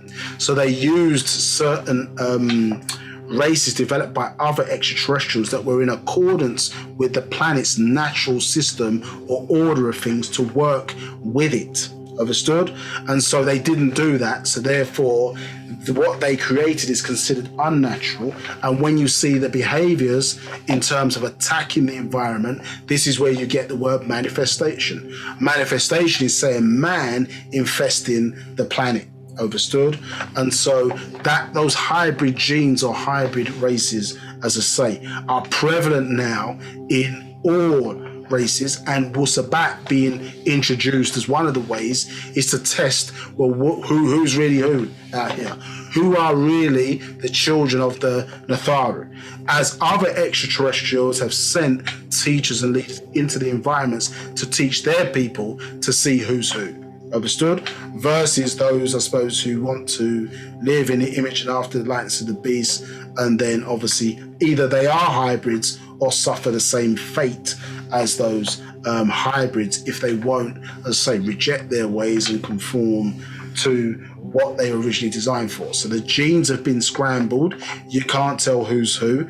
Race is even a touchy situation, because a person with one aspect of Nagaru genes can sit on our side of the family as opposed to the Moadamu side of the family. So a lot of it is scrambled, and that's why the information, to give people a fair chance to make a fair choice, as opposed to living in this world of multiple choices. A fair choice, or your first ability to think, is to reject his stuff and start to move back to your own way of doing things, having a proper alternative that he didn't create. It's not part of the options, Wu-Sabat, that he provided to make available.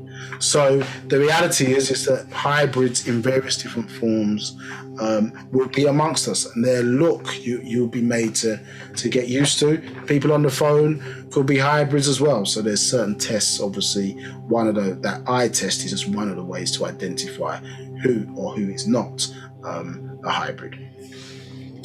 Any other questions? Yes, we have a question from Asar. Are hybrids all bad? And why did the master teacher have a hybrid daughter? It's not that hybrids are bad, it's just that basically there's an element of unnaturalness to the way they were developed. Understood? So that's just simply that. You understand? So why do they have a hybrid daughter? I don't know. You understand? Obviously, certain when you talk about certain groups of extraterrestrials and their level of technology, when you're coming into a planet, for example, and this is in the introduction to the Black Book, it talks about how they manipulated genes and manipulated, excuse me, they manipulated, intermixed with other races and various different things in order to in-house certain environments. So today, the modern spaceman, for example, if he's going into an environment that doesn't match his or her genetics, they're going to put a suit on, correct? Whereas when you're dealing with beings who are master geneticists, yes, a suit, they create beings to go and do the work for them. They don't even put themselves in that danger. In the case of the Murazaku, who did they create? They created the Greys to send into certain environments. But over time, clearly, they would intermix or merge and produce a skin suit that they could in-house in certain environments that would work in a particular star constellation and planets within that constellation by adapting the body. So we're looking at the body, or some people looking at the body as, well, this is me. You understand? This is my body, which it obviously is, but this is my body. This is a part of who and what I am, etc. And not seeing it as actually a serious advancement in technology or the equivalent to the car to be able to, as I say, move through the physical body. Even the master teacher himself, or his physical structure, remember, was adapted to be able to in-house or hold these whole like beings in the form of El Khadir and Ba'h B'ah Yaanuwn in order to cope with the type of information. So, and that obviously has a toll because the physical body, that physical body is not designed, as I say, to in-house that type of entity for prolonged periods of time. So manipulation of the genome and things of that nature is part and parcel of human life. It's just, as I say, maybe to the brother's question beforehand, if it's in accordance with nature's system, it's considered to be natural. If it's not in accordance, then it's considered to be unnatural. Next question. This is a question from Dermot. There are a lot of fireballs coming down from space, even over the UK and the US. Is this something to be worried about? I don't know if it's, I suppose if it lands in your proximity and in your environment, I don't know if it's something to be worried about. I think it's an acknowledgement, which is becoming, this was predicted, that it will be made known that extraterrestrials are real and that they do exist. Some things that we see in the sky are extraterrestrial in nature, and some things that we see in the sky, there is a real danger, based upon the history of this planet of comets or meteors. Meteors, when they come into Earth's atmosphere, they become meteorites of hitting the planet and causing serious devastation. So worry is maybe not the word I would use, but certainly it is an event that one should be concerned about because it's happened before. In fact, there's a large comet or meteor on its way here right now, referred to as Apophis, designed to, or potentially could hit the planet between 2030 and 2032. So it's another one of the things within climate change that is certainly of concern that we should be concerned about as human beings. Next question. This is a question from Latonia. Can you please explain what a hybrid and neutrinoid is in detail? That was in part 2. We went through those in detail. So I'd refer you to part 2, just not to go over the same things that we did before. So the hybrids, coming out of the Pleiadians, as they were created That's so go to part 2 with the intervention of the Bigfoot, as it would be described as. So giant apes, 3 sets, I suppose, that were sent from the Sirius star constellation, and a number of different experiments that were taken so that the Pleiadians could establish a genealogy initially in the planet Earth of being in their image and after their likeness. So that was what initially took place. And then later down the line, 6,000 years ago, is the creation of what they call the monothe-istic. So the Adamites, or the Adam that you speak about in the Bible, the red race, and then obviously on into the Canaanites, which is the white race. So there now is an intervention between the Pleiadians, the Anunnaki as well. They came together to produce a being in their image and after their likeness called the monothe-istic, 6,000 or some odd years ago. And so those are the 2 types. On into that. The neutrinoid is just simply they tried to take the best of every race on the planet, understood, and then merge them together so that it would provide a protection. So this being would be melanated, so you'd still have the Mucasa, or the Caucasian gene, being able to survive in this neutrinoid style body, which would think like them but would have sufficient melanin to deal with obviously the depletion of the ozone layer, and obviously what we're seeing now in terms of climate change, which is both man-made contribution and also nature at work with the shift of the cycle. But as I get into part 2 for more detail on that. Next question. This is a question from Anuket. What thunder are we actually in? What thunder are we in now? There's the 7 thunders as it's given in the holy tablets are all playing out right now. You understand? They're all playing out right now. So there isn't one that's not active. So if you think about the 6th thunder, what does it say here? Changes occur, star people return, stars in the skies, new planets, new galaxies, meteor storms, climatic alterations, global warming, spiritual revivals, presence of divine, discard and respect for present world, government, leadership, and politics. And then the 7th thunder is the end of the world as you know it, which is the year 2030. So the 7 thunders, as was predicted in the Holy Tablets in 1996, and its later releases in 1998, updated in that regard, and then I think some future ones as well. We're talking about the hereafter, or making reference to the hereafter doctrine. So all of those thunders are present and been activated right now. Next question. This is a question from Asar.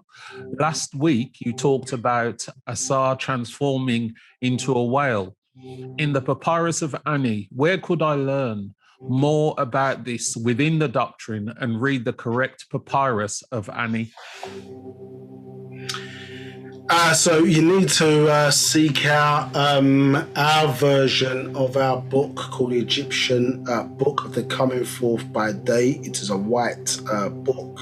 The Master Teacher translated that book, and you find more details in there. So it's a white book, hardcover, hardback book. People call it the Egyptian Book of the Dead, but that's our version of it. So you can seek out a copy of that, or seek a Sabaean who has a copy of that you could borrow.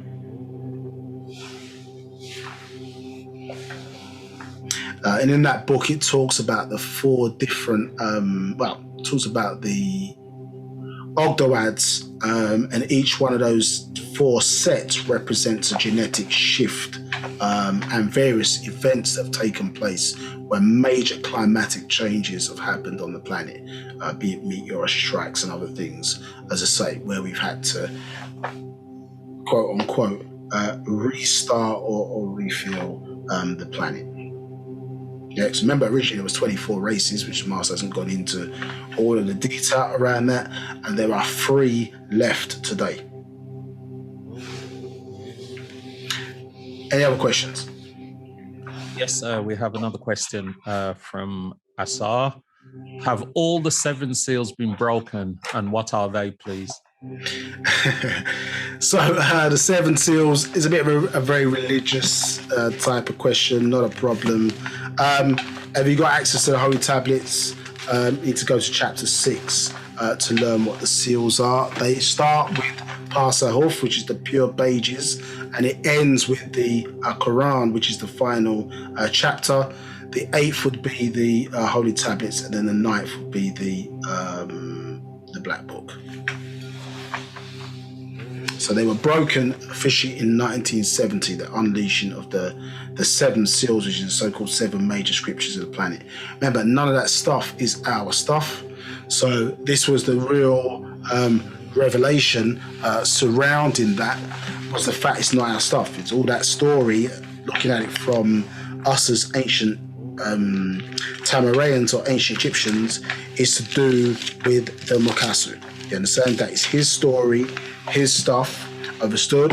The reason why it was given to us as a people is because it was dealing with the fact that, remember, part of the spell that we are under, many of our people are still under, and we were under to some degree, is because, remember, in the cure is part of the poison, isn't it? So in an antidote, part of the way to cure the disease is that part of the poison is in the cure. You understand? So basically, all of that stuff was reformed. You understand? I set the record straight, and it was given to you in a certain way. Understand? In order to break the control that it had over you on it. You understand? And so, even where some may perceive us to be, we're called, I suppose, a black organization, but we're not that in actuality. The reality is that you think about a victim of domestic violence or whatever, and she goes into a women's refuge, let's say. Yes, when they're having the discussions to try to build back up her kind of being, yes, because of the devastation of the trauma that she suffered, if one was to listen to that conversation, it may sound very anti-men.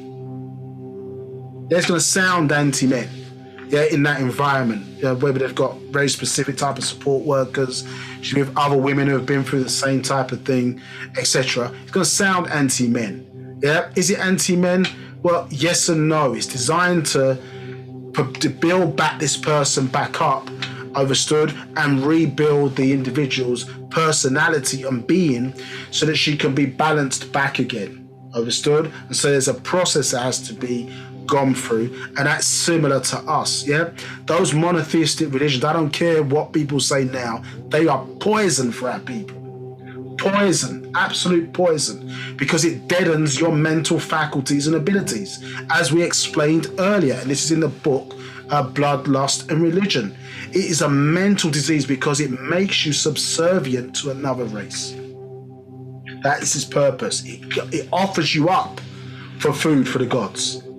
So one cannot fulfill their potential according to natural nature's rules if they are emulating somebody else. The same way, remember, as it's expressed even in the relationship, when we talk about love and things like that. A woman, obviously I'm saying woman in this particular instance, because a lot of the time it happens to women, but it's not just exclusive to them.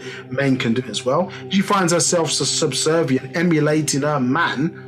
That is against natural nature. That is unnatural nature. She's not supposed to emulate her man, be into the things just that he likes. She's who she is, he is who he is. The circle and the square, both 360 degrees, but they are different. You understand? And this is why it expresses to you, in the Patriarch, Sabian women, that the woman was not created to be a slave to her man. It's not what she was designed for. She is the deity or the god, the supreme being of the planet Earth. She gives us the physical structure or the physical being. So in that regard, you see that a lot of teachings even had to be designed specifically for the female to move her out of the patriarchal mindset, because that's not our way. So our whole doctrine was developed. The gospel of Yaanuwn for the sacred feminine was developed to attack that mindset. understood? And that somebody looking and say, oh, this is anti-men. They could look at it that and say, oh, it's against men. No, it's not against men, because we had to be taught that as well, to learn to respect this and learn what a sacred feminine is and how to do our role. But we also have a sacred masculine as well, and what that role pertains to. So when you've got a master teacher, the person is a master at teaching, and that is designing doctrines to fit a particular or set or purpose. He did reform those religions by breaking down the seven seals, because when you look at them today, a lot of them are emulating a lot of the stuff that the master wrote in books like 360 Questions to Ask, this book, 360 Questions Ask, and even now, those books, those degrees, are coming back out 1,000 pages. One degree of Christism, degree of Mohammedanism, and degree of Mosesism, soon to be released. 1,000 pages addressing those lower degrees. So those seals, as you would have them, let's say you want to go into the Holy Tablets, chapter 6, and that will give you that information in some detail. So see that as your homework for this week. Any other questions? Yes, this is quite a long question. I think I'm going to have to break it up into 3 different parts. The first part of the question, this is from Zadutwi. Why was Kaba Kadem brought to this planet? It is a good question, actually. It's not explained in the book. It just says they were sent here for a test. In a sense, so to test. Well, there's 2 issues that come here, because remember, one of the suns was destroyed. Remember, it was circulating the planets that they were on, which was circulating that Sirius, the trisolar system, which is now considered to be binary. Their sun, say, was drained, as I say, it was reported, of energy and collapsed, and so the beings obviously had to relocate here to the planet Earth of various forms: reptilians, Ramadians, and in this case, some of those Syrians or giant apes called Kabir Kadam, or Big Foot in that regard. So they were sent here, as it describes it, by Assyrian females as a test, understood? And so that enabled them to be intermixed to create, let's say, a number of different hybrid races. But it doesn't say, as I say, or expand more than that.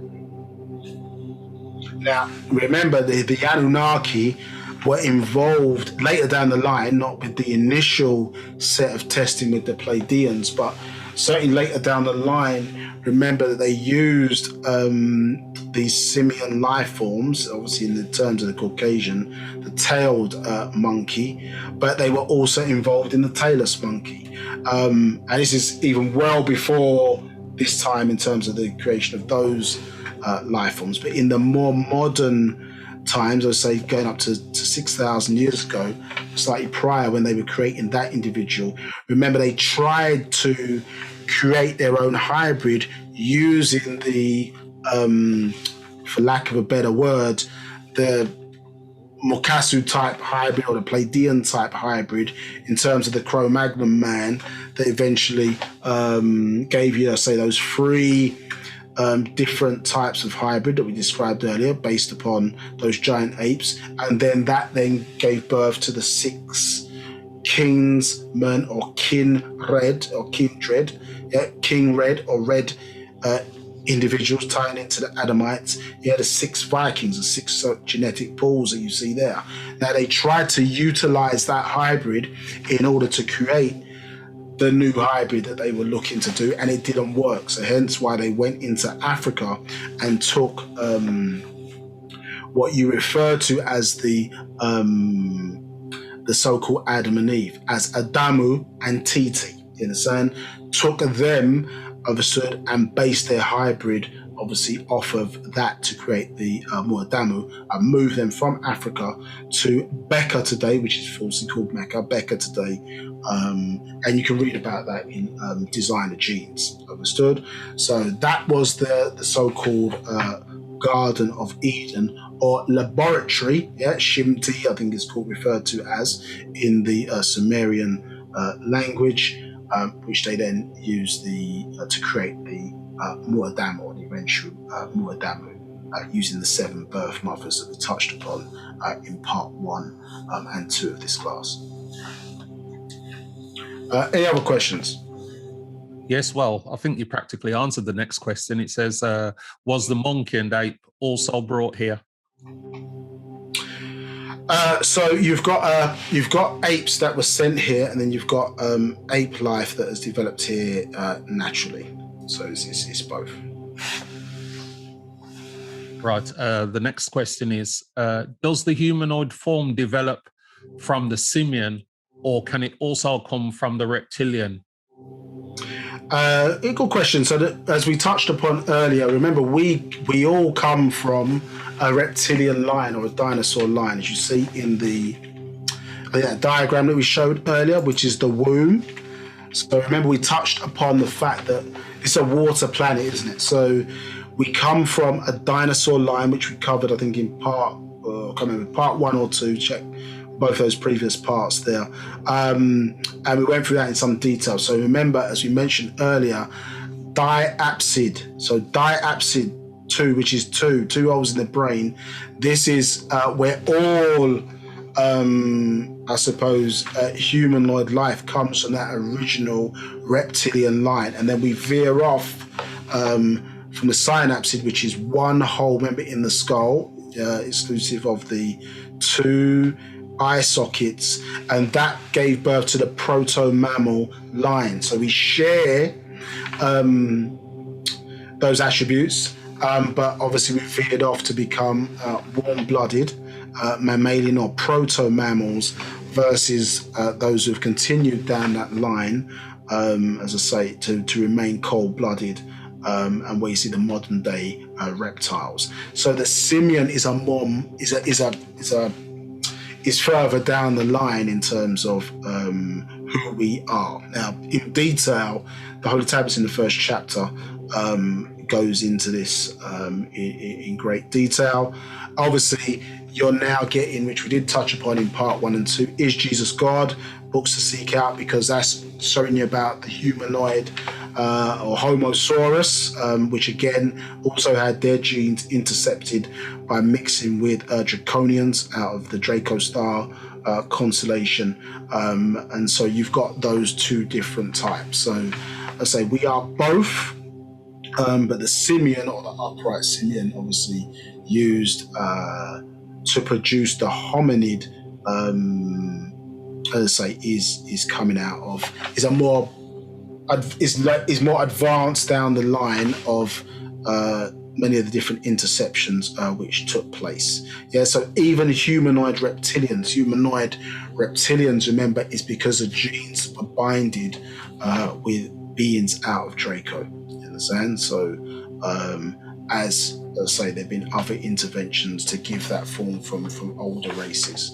So all, I suppose, arguably part of the plan of, say, very simple cellular life being placed in the waters, and then its growth, maybe falsely called evolution, has been intervened at certain points by different projects. Yeah? So the Nun project is the seeding of life here, and then you've got various different projects as we've evolved into that humanoid form that you make reference to. Any other questions?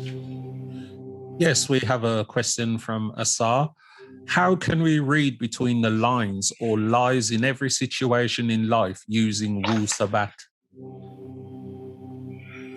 I'm not sure what that's got to do with the question we've got today, but if you look back at the various introductions that we've done to these classes, remember you have your 6 knowledge questions, don't you? So if you kind of go back in any introduction that we deal with in these classes, yeah, it gives you those. It gives you the journey of or the tools that you're supposed to use to question things. And it doesn't mean question the things that you don't like. It means question everything, isn't it? So each journey is begun with the quest, isn't it? Yeah. So your tools You understand? Are those 6 knowledge, or the 6 knowledge questions that you were originally given in the right knowledge series, and then in the proof you were given 3 more steps.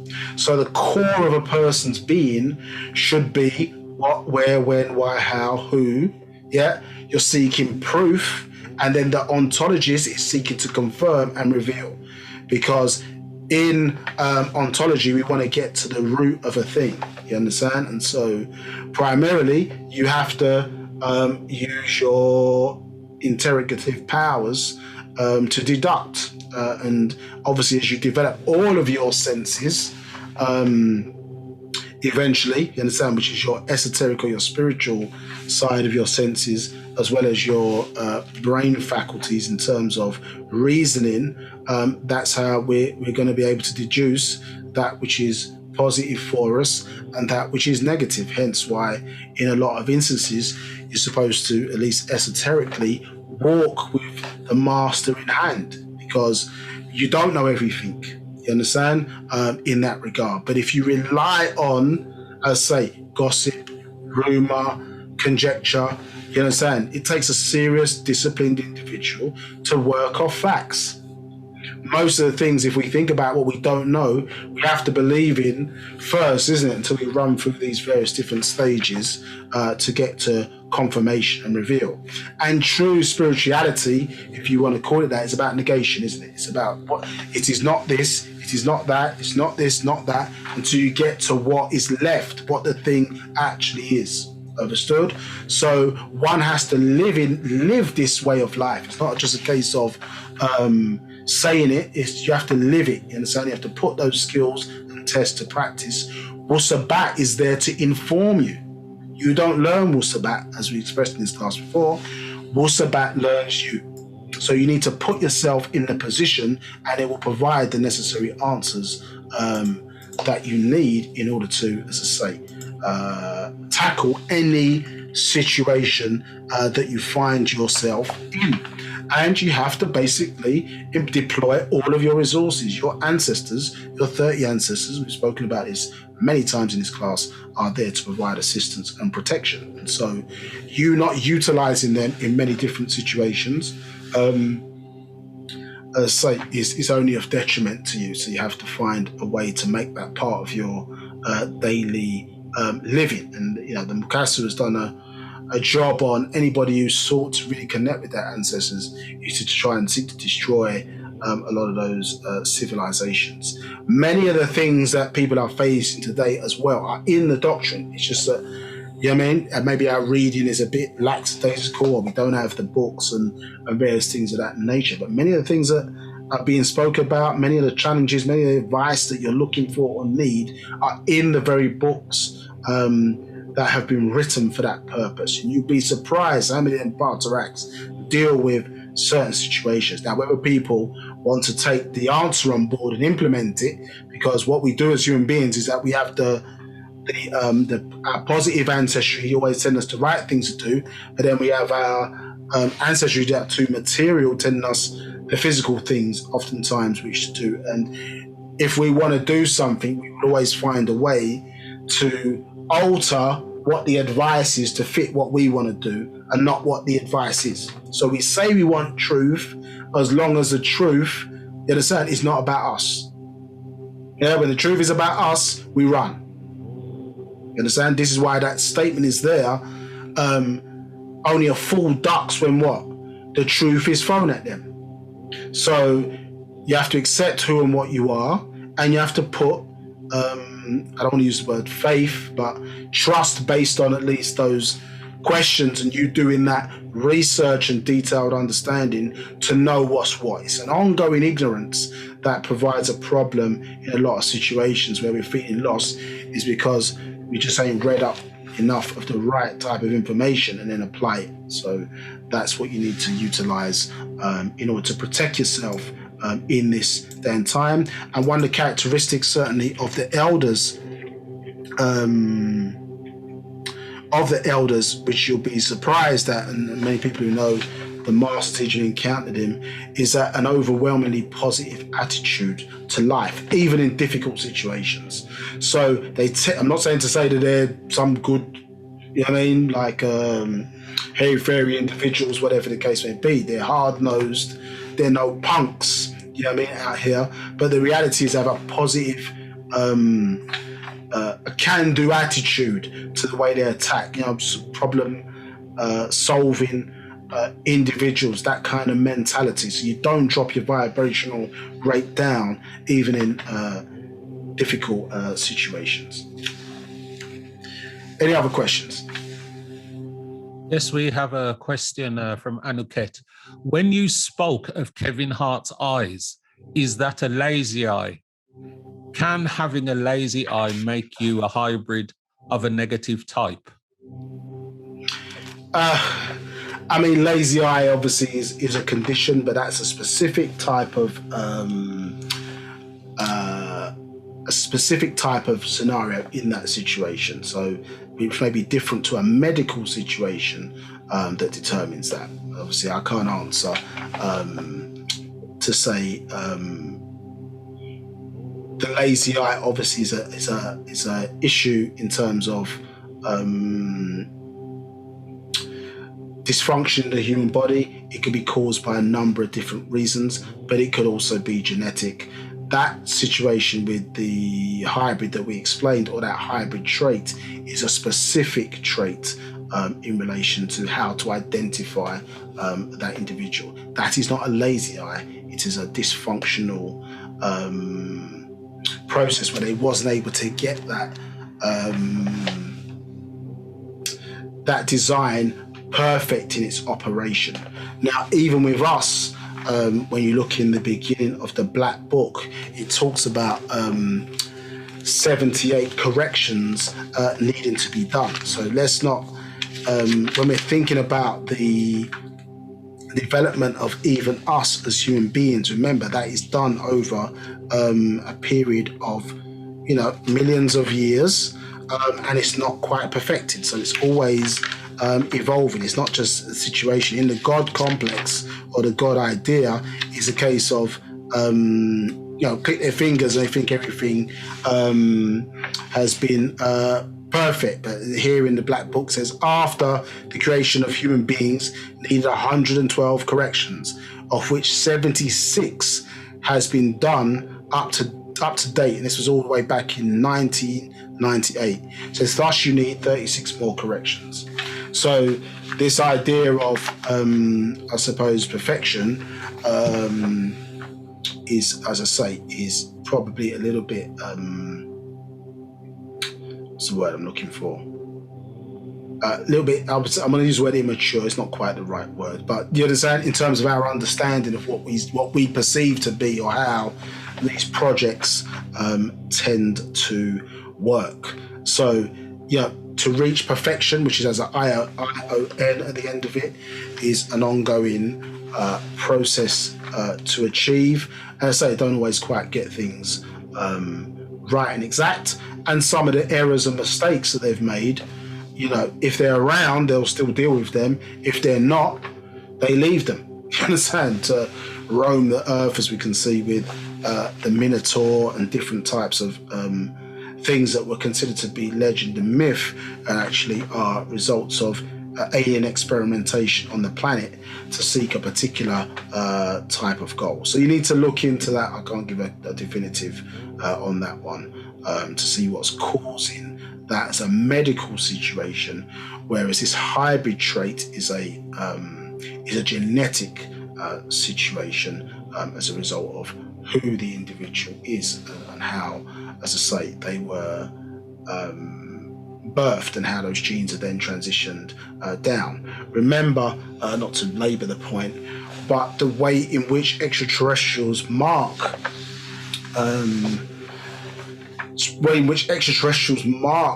their children or their race or planetary nations, remember, is by putting genetic traits in the genes as identifiers. Understood? So we talked about the Sands people having those genetic markers in the natural system of naturally occurring races. They have these traits of all of the other races that came out of their original design. So the woolly hair is a trait. The browed forehead of the Aborigine, Muatralu, is a unique trait. The dimpled chin of the Dravidian, or Mudravadu, is another unique trait, understood. And the folded eyelid of the Oriental. So these are markers, but they don't have the bleared or the cleared eye color or iris of the Mukasu or the Caucasian.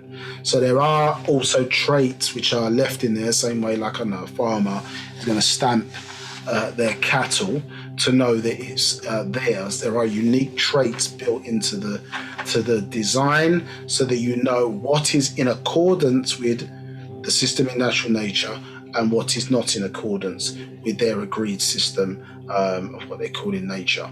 Obviously, where genes get scrambled and mixed, then it's difficult to tell, isn't it? And so if you look in a room of Naga Nadu or black people, Negroids or whatever the case may be, you will see that nobody looks similar to each other, certainly in the West, and that's because our gene pool has been attacked the most or intercepted by the most or all the different races out there. We've been mixed in the most, and as a result you see a wide variance in the type of features that we have, as opposed to you looking at some like the Orientals who have had less intervention, so they look very similar. Like you see the Sans people or whatever, they look very similar. Yeah, and if you think about it in a perfect setting, perfect set up genetically, for example, you don't even have differences in the way people would look.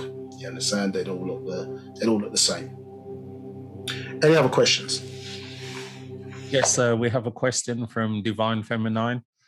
Is verse 242 referring to the coronavirus of today? Let's go back. Sorry, verse 2. I'm assuming verse 242 of what we're talking about here. Yes, it is. There's a several books that was predicted. I think in one of them, I think it's God of Light and Fire. In fact, the picture is mentioned by name, and that was out several years ago. So yes, in short.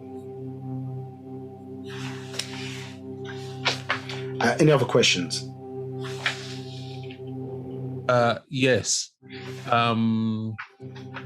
If a woman, this is from Anuket, if a woman and her husband does not have a baby girl, the mitochondria gene does not pass on and stops there, right?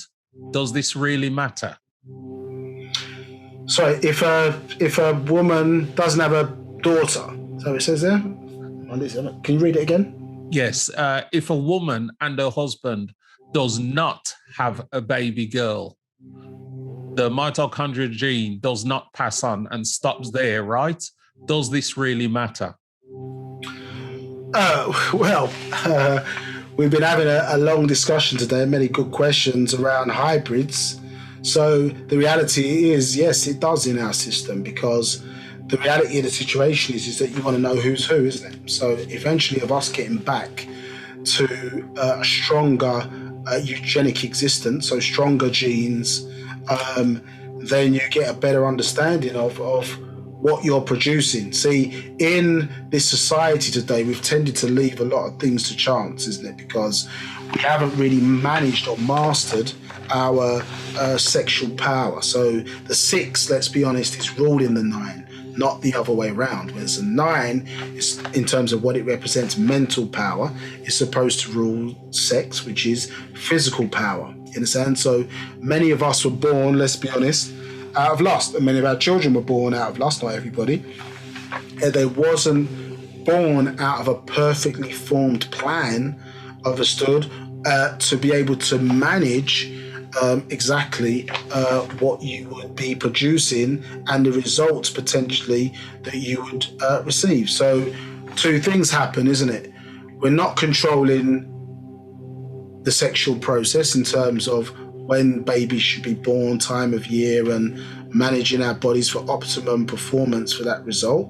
And then secondly, we're not taking care of the environment. 24% of our DNA is transient. It is reacting to the environments that we find ourselves in. So if you want to control that, you need to control all aspects of the growth process. So certainly if you want to create optimum beings, then you've got to control all aspects of the process. So the reality of the situation is that the female orders work off of blood relationships, not so much the male ones, but they work off of blood relationships because the mitochondrial DNA is important. Our lineage and the ability, as I say, of the Banadaru, whole-like beings to in-house our genome or our life form means that the temple or the body or the khatat, as it's referred to in the Sabat language, need to be kept pure insofar as it vibrating on a certain type of frequency. Understood? So yes, those orders are important, or at least the understanding of that is how genetic lineage is carried forward. And I think we spoke about this way back in the pre-hereafter doctrine, in the name of the series of books has left my mind for a second. In fact, one second.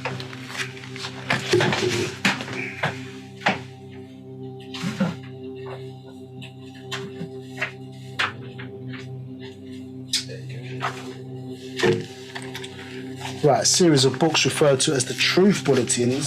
As I say, it explained to you, the master explained to you even way back then how to produce a male child and how to produce a female child.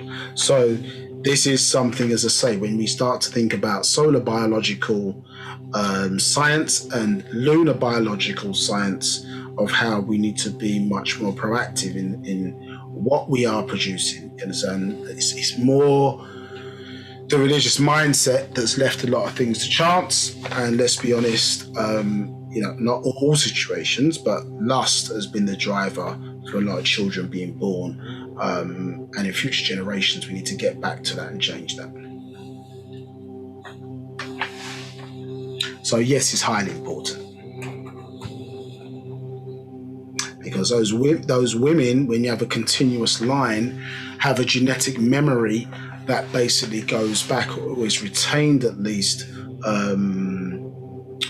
or could be retained at least for thousands of years. Any other questions? Yes, we have a question from Zadutwi. Are the small hole over the ear a genetic marker also? Good question. It's difficult to say. Some instances it could be a genetic marker. In other instances, some individuals have been abducted and those markers placed there as a result of experimentation. Any other questions? If you think that's crazy, well, you think about beings, as I say. Remember, it was expressed, we're not monitoring a certain aspect of our time, are we? So the clocks were taken back. Sorry, the clocks were altered right in front of our very eyes, and most people didn't notice. But they used to say tick tock, tick tock, and now most clocks are dated. They're just saying tick tick tick. So there's a point of time, i.e., the rest, that we are not paying attention to. So you think about the human body and how many things happen within that short space of time, where extraterrestrials of a certain type of technological advancement have the ability to snatch individuals out of due time, perform certain experiments, and then place them back without nobody even noticing. Do you understand? When you start to work on etheric time versus physical time, is a different type of result. So yeah, that's how it is. Next question. A question from Anuket. The question is, what is the Dravidian race?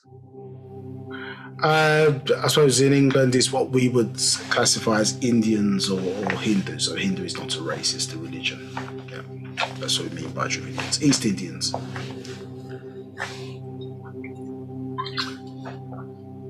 We have another question from Asar. How can we heal ourselves from things that have become due to the environment, bad living, bad food, etc., in accordance with Wu-Sabat? Please.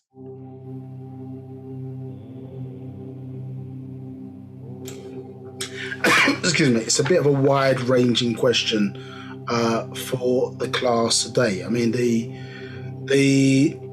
aspects that you can obviously find is positive thinking. You understand? Excuse me. I'll say the book you need to refer to, which I'm sure you probably have, is the Mind Scroll and Your Potential. You understand?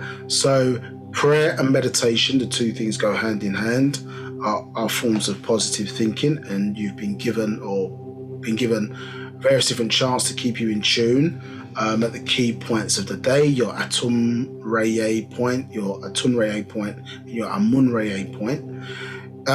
Obviously, diet according to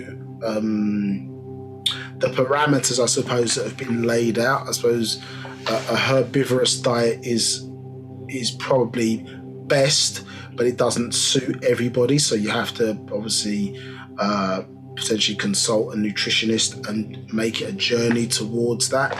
So when it comes to dietary concerns, I mean, we don't eat red meat. If you do have to eat meat, I suppose then it's fish in moderation. And there was a list of meats that were given. I can't recall all of them, from turkey, ostrich, chicken, and various other things. So if you do have that hankering and need to progress towards moving off of that, then there are certain meats that the Master Teacher has expressed that are okay. Now, the purpose of some of those elements is that when it comes to a person's transformation, all the genes are different. So you are given generic advice to apply to various individuals, so that basically there's not something in your system that basically might stop or your transformation. So a number of years, I mean, you're gonna have to go back through several different updates. There has been, as I say, various different dietary advice applied, from taking vitamin C on a daily basis, from men drinking tomato juice. I think the most important one, the most important one was stop eating sugar.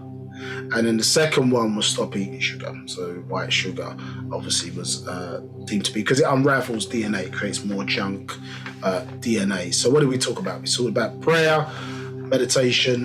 Prayer and meditation is one aspect, proper diet. Obviously, reading and knowing your doctrine and your culture, because that's keeping you in tune. Drinking plenty of water and getting sufficient amount of sleep. You understand? So certainly within the orders of, in the Masonic orders, as you start to step up, they teach you how to better divide your time so that you manage all the various different activities that you've got to maintain a healthy existence. All of that combined is a form of positive thinking. Understand? So that's what it's all designed around, that positive thinking. So you must manage a temple, but you also must do the esoteric or etheric aerobics to develop your inner being. You understand? Whilst you are in the physical. And part of obviously that prayer process as well is to pray the right way. As I've said this before, if you pray the wrong way, you become prey.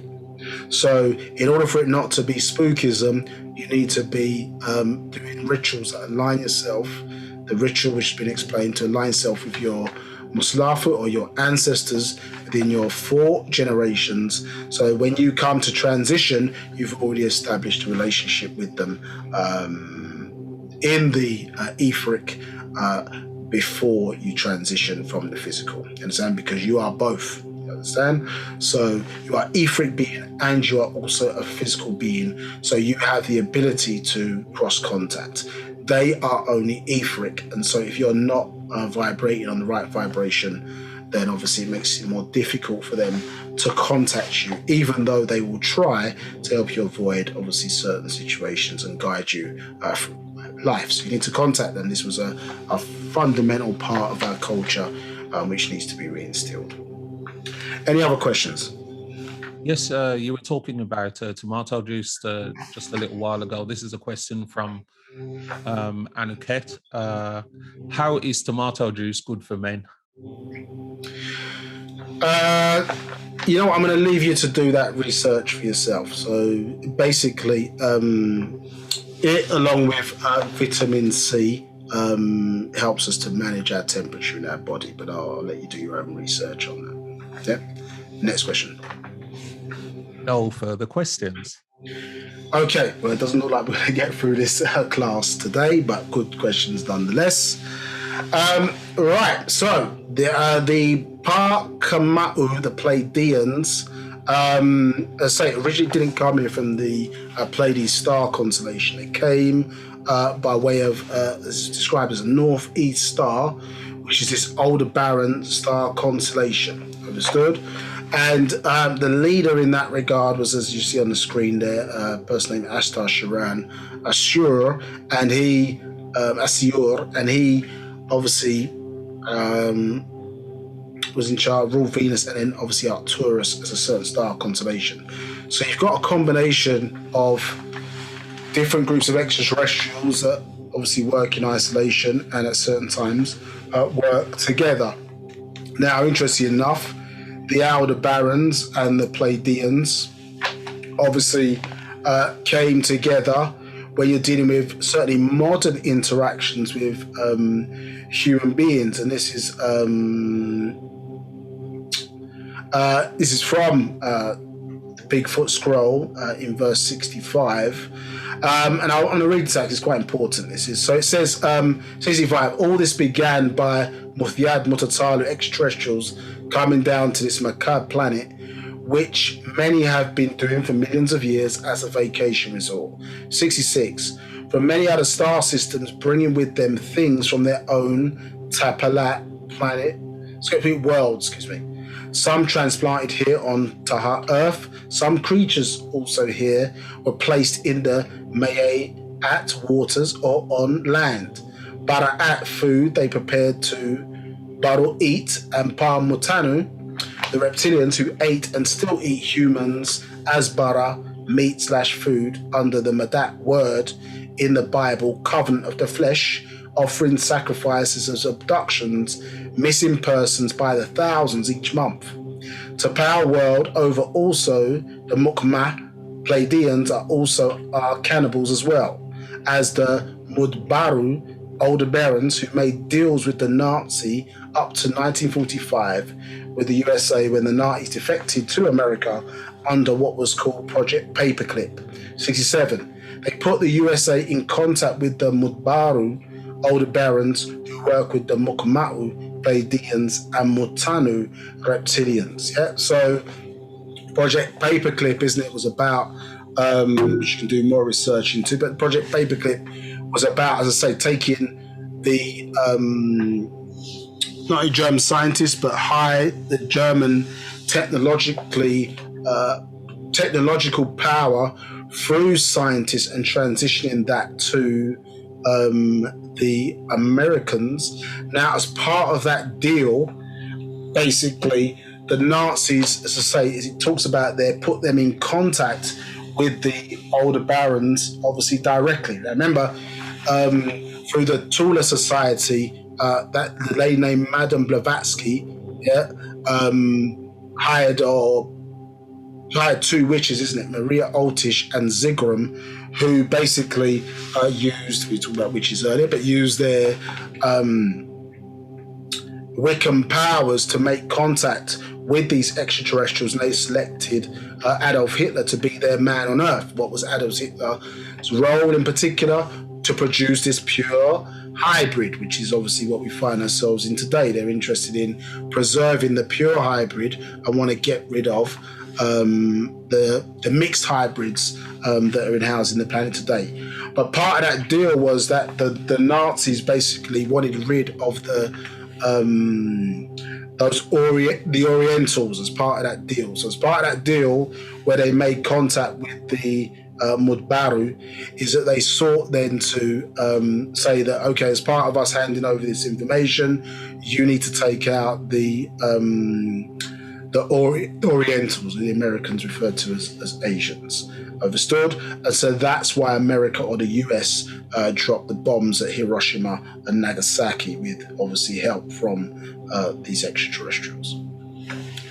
So they've always been working where things suit them in various different guises or ways. Understood? So extraterrestrial involvement clearly is something that we need to be cognizant of in this day and time. You know, so we can no longer be blind towards it, or I suppose be embarrassed to have those conversations, because you're just going to be several steps behind of what is taking place in reality on the planet today.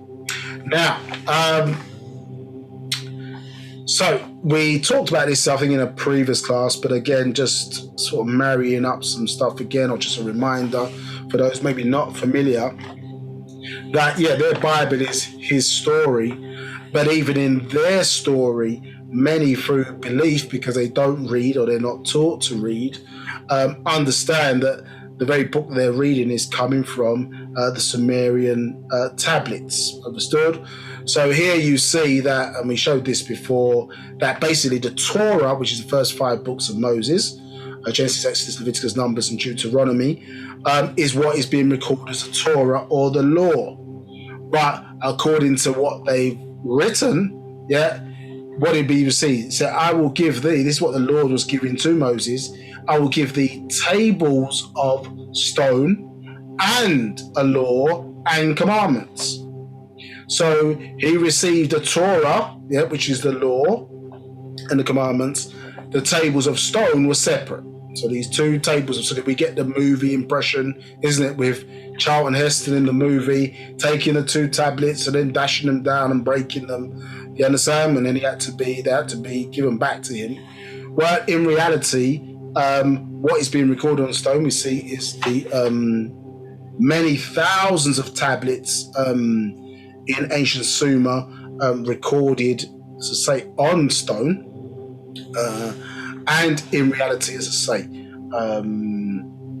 this is talking about 2 separate things that he was being given, as I say, according to language. You can see here, if I zoom in, the word Torah is here. You see it right there in the Hebrew, and the stone, or these tables of stone, is a separate thing. So we say, and if I kick you in your leg and I punch you in your face, that's 2 things.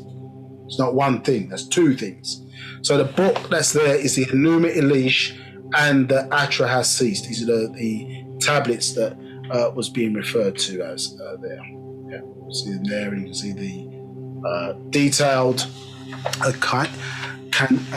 cuneiform there. It means wedge-shaped in Greek. And then you see here again, similar thing. So it said unto Moses, how the 2 tables of stone like unto the first, and I'll write upon these tables the words that were in the first tables which thou breakest. You understand? So again, the tables of stone were separate. So the word Torah is not in here. As you can see here from the left-hand side, look in detail, the word Torah is not there. You understand? So these tables of stone,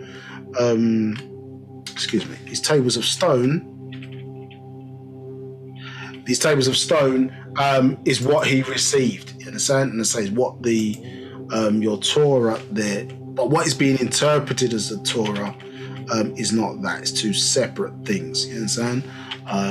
For the deities that they were, or extraterrestrials that they were considered to be in contact with. So when we look at this family tree of the various different extraterrestrials, and particularly that have been given various different names and classified within the Bible. So we're looking at one group, the Anunnaki here, and obviously you'll be familiar with, or many be familiar with, the 2 brothers, Enlil and Enki, known as Lunamir, real name, and then Nudimud. So Baal is Enlil, and then Yahweh is Enki, as you have it, and then you've got the so-called good and bad angels, you understand, those who observed, so were not supposed to come down, those who observed, who are considered to be the cherubim, if you say it biblically, and then Dingir, righteous ones of the rocket ship, are the seraphim, who I suppose one consider them to be the good angels and the cherubim to be the bad angels, depending on your perspective. Understood? So Damuzi, who is obviously you show here the son of Inki and the wife of Inanna, he was given those tables of stone, in fact, to translate into Akkadian and then into Chaldean. Understood? That was the task that he was given to, and once completed, he passed that to Marduk, who they consider to be El Rab in the Bible, and he passed it to his son Nebu, which means master. Interesting enough, I think in one of the Star Wars films you see that used there. This is a proper term, say out of Anunnaki culture. And as you can see there, they're referring to, in the Quran, chapter 43, verse 4, this mother of all tablets. So it's a comprehensive record from Ilion. So the stone tablets are really me stones. You understand? Which we understand to be obviously, I suppose would be the equivalent version of sort of pen, flash drive, that type of thing in this day and time. You understand? But obviously being able to hold a tremendous amount of significant information, and the different colors denoted a different theme in terms of what type of information they held. Now, as it's expressed in here, these eventually became scrolls, and the descendants of Inki became known as Nebi, which means to, in fact, in Hebrew it means to inform, understood, and became prophets and news bearers out of this particular line, understood. So, as I say, they were involved with the Pleiadians in crossbreeding these hybrids with various different animals on the planet, and part of that intervention is one of the reasons why they are considered to be maybe more unnatural than certain size, because obviously those Mukasu or Caucasians, seeing what their ancestors did, decided then to use certain animal parts and then mix those in with human beings in reverse, so after they've been produced. So think about Arnold Schwarzenegger and others who have had surgery, heart surgery, for example, using the pig heart. Yes, so and this obviously is causing problems because you're crossbreeding unnaturally animal genes with human genes, and not obviously being cognizant of, what the consequences are of doing that. We've seen other projects which have then given birth to certain diseases within the human genome, which has caused a problem. AIDS is one of those issues where, say, mixing simian genes with that of Nagaru females to try and create super soldiers, you understand, in terms of the type of Planet of the Apes movie style thing that you see there, and that's obviously resulted in nature reacting badly to that type of activity and producing or introducing viruses into the environment as part of its own immune system, so of the planet, excuse me. So we see a number of different hybrid interventions here. So the Homo canine, which is where you see that the fighting, killing, hunting, flesh-eating nature comes in. In fact, the original, but the one of the simians that came down with the I suppose with the white fur had grey eyes. So the blue eyes that we see there in terms of that fur type came in by crossbreeding with the Homo canines. So that's where we get the blue eyes on that side of things. So we can see, obviously, some people suffer from heterochromia, So some people have grey eyes, which is wolf DNA, as we can see on the picture here, and then heterochromia, which you see, which is a situation where some people have different coloured eyebrows, is a disease found in dogs. Yeah, so a descendant of the wolf there. Again, evidence of this cross breeding of hybrids taking place there. So we've got the Homo simian line there, which is from the tailed monkeys, although other were used down the line as well, but originally tailed monkeys were their originals, but obviously later down the line different monkeys were used, and as we can see here, we see the line cross or shared with the simian today, and we talked about this last week in terms of the brain capacity in DUF 1220, and as I say, how that is limited, because the world is run by Caucasian males or Mukasu males today.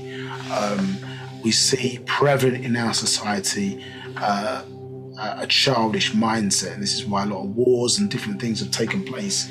It's because effectively a child is ruling, because the simian mental or brain capacity is basically equivalent to that of a 3 to 6 year old. So we find what we're doing today, many things are limited really to the age of 13. They don't have the mental capacity because of DUF 1220, which is on the first chromosome, to evolve past that point. So we see our society manifested as basically a child or a game type society that we find ourselves in. Games, obviously you can't play games, but games is prevalent, be it sports and various other things, conflict resolution, which children not necessarily best at, because not equipped with the experience sometimes or the mental capacity to resolve complex conflict issues. So this is what we see today by design. Yeah, so when you're dealing with Wu-Sabat, we're interested in the cause and effect. So you're now getting to understand why certain things are taking place, because natural or unnatural design, that's how they wanted it that way, or this is the result of certain actions which have taken place. So we can see the ape, and then they like to they like to make monkey noises and chants at Nagarnadu, throw bananas on certain sporting activities at us. But the real monkey, and those who have those characteristics, are more to do with them than they really are to do with us. As you can see, hair all over the body, and this is extreme example here, but this is obviously a trait of them. You understand the various different 6 pools of genetics, or whatever the case may be, they come out of Cro-Magnon, Neanderthal, and others, are all coming from this mixture of simians and those Mukmaku, and then aliens in terms of the Ma'u, the Pleiadians, and then obviously later down the line you've got the Anunnaki intervention. So and then we've got the Homo porcine. You can see in, as I say, traits in some human beings that's more pronounced in that race. So again, as I say, these went on to form what you're calling the hybrid race of the Muadamu. You had the red and the white races, obviously, of that more modern Adam, you understand, of 6,000 years ago, which got nothing to do with us as Nagarnadu, you understand, who've been here for millions of years. So Nibiru, you can see there the breakdown of the word. So N-Ibiru, you understand? So this word cross is where the word Hebrew comes from. Remember, he became named Hebrew in their story, at least. This Abraham became named because he crossed over the Tigris Euphrates river, and the Phoenicians named him Ibre or Hebrew. You see that there, same word coming in, En-Ibiru, or splendor, crossing the skies. And we see that the word Anunnaki is for a very specific event that took place. It's not just talking about a group of people. It's an event, isn't it? So from above, ones that descend to earth, to earth key, which went on to form where they get G or Geo in Greek for the word earth. In 50s they came. So this is an event as well when you're looking at it in that regard. So when we talk about those zones that we was expressing before, isn't it? So that red zone was the ruler or most high, that they consider to be most high in that regard, inverted commas, would have been Anu, and on the green side you're dealing with Reye. So our true ancestors are the Panatharu, but obviously because Inki mixed in with those Sands people, again we have those Anunnaki genes within us. You understand? So at certain points, different types of beings have been involved in the development of the humanoid form. So the confusion, as we expressed to you in part one, remember, has arisen this Janus image where the God of their Bible, or gods and different groups in their Bible of different ideologies, different people speaking, is coming because you're dealing with extraterrestrial intervention. And remember, they always hid their faces from their so-called subjects, so that you wouldn't see who they were speaking to. Understood? So oftentimes they either wore masks or would be behind screens and things of that nature. So the warring angels, or the conflict that we see with God having this almost schizophrenic nature in certain instances, is because you're talking about two different individuals. Inside Enlil as a master or ruler of the skies, and his angelic or extraterrestrial soldiers, being referred to as Igigi, versus Enki, who, as I say, master of earth, who's extraterrestrial soul known as Dingir, as we touched upon earlier. And so this is reflected in the prophets, or so-called prophets, we were just reading about earlier, in terms of those, the mother of all records, and how the records were translated from Kanafuyi, in the sand, cuneiform, into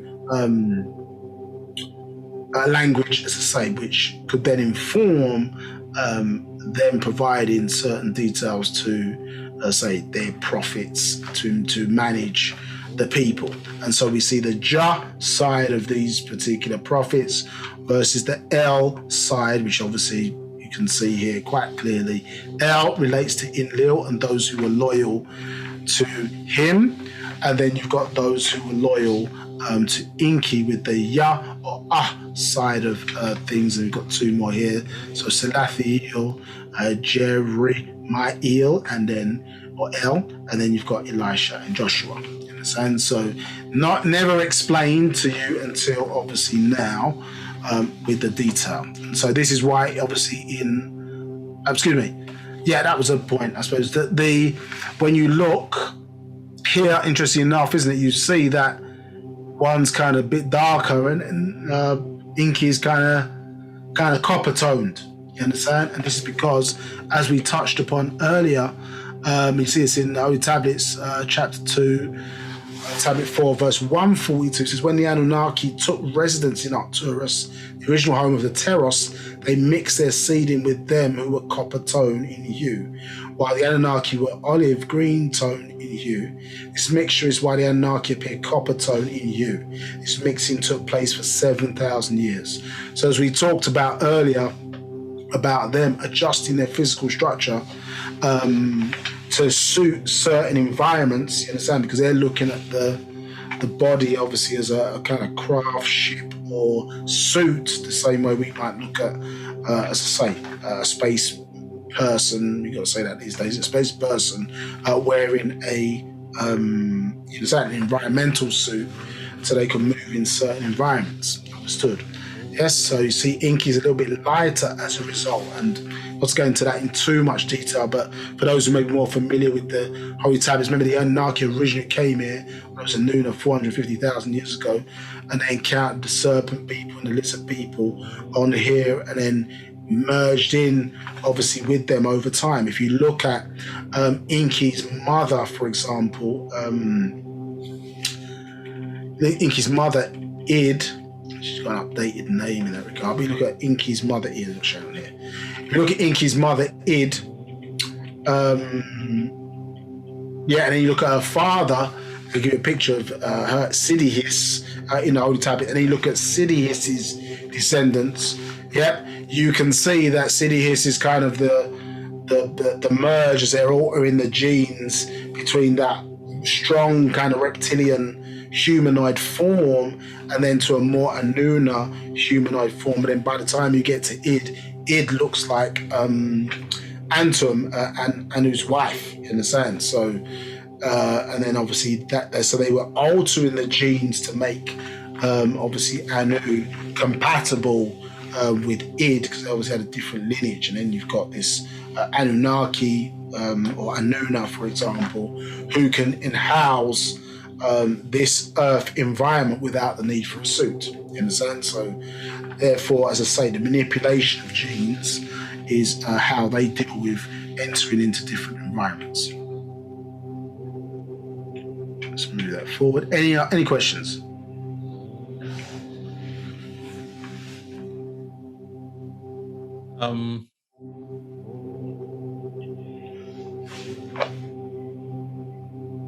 Right.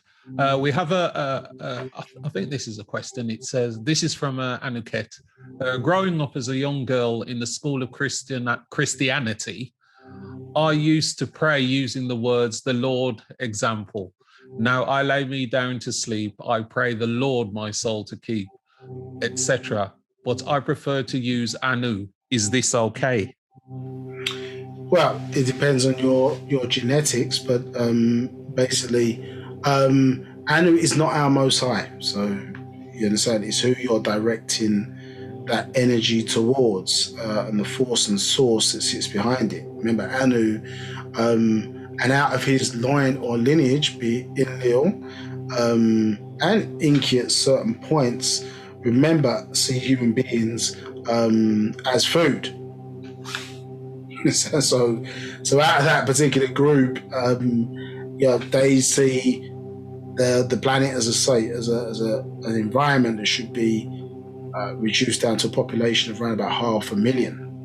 So a lot of people they see are used as eaters. So out of Anu's loins is the cannibalistic, human being eating extraterrestrials. Now Inky's side may be slightly more agreeable, but they're still obviously coming out of the same group. You understand? Now the reason why you were taught about that, and when you look at the construction of Ba'h B'ah Yaanuwn, when you look at the where it's coming from, you have the two sides there of the Anunnaki and your ancient Egyptian ancestors, or who the ancient Egyptians referred to as the Natharu, in a sense, on both sides. Because why? Because our genes have been crossed and intermixed. We have the nature of both.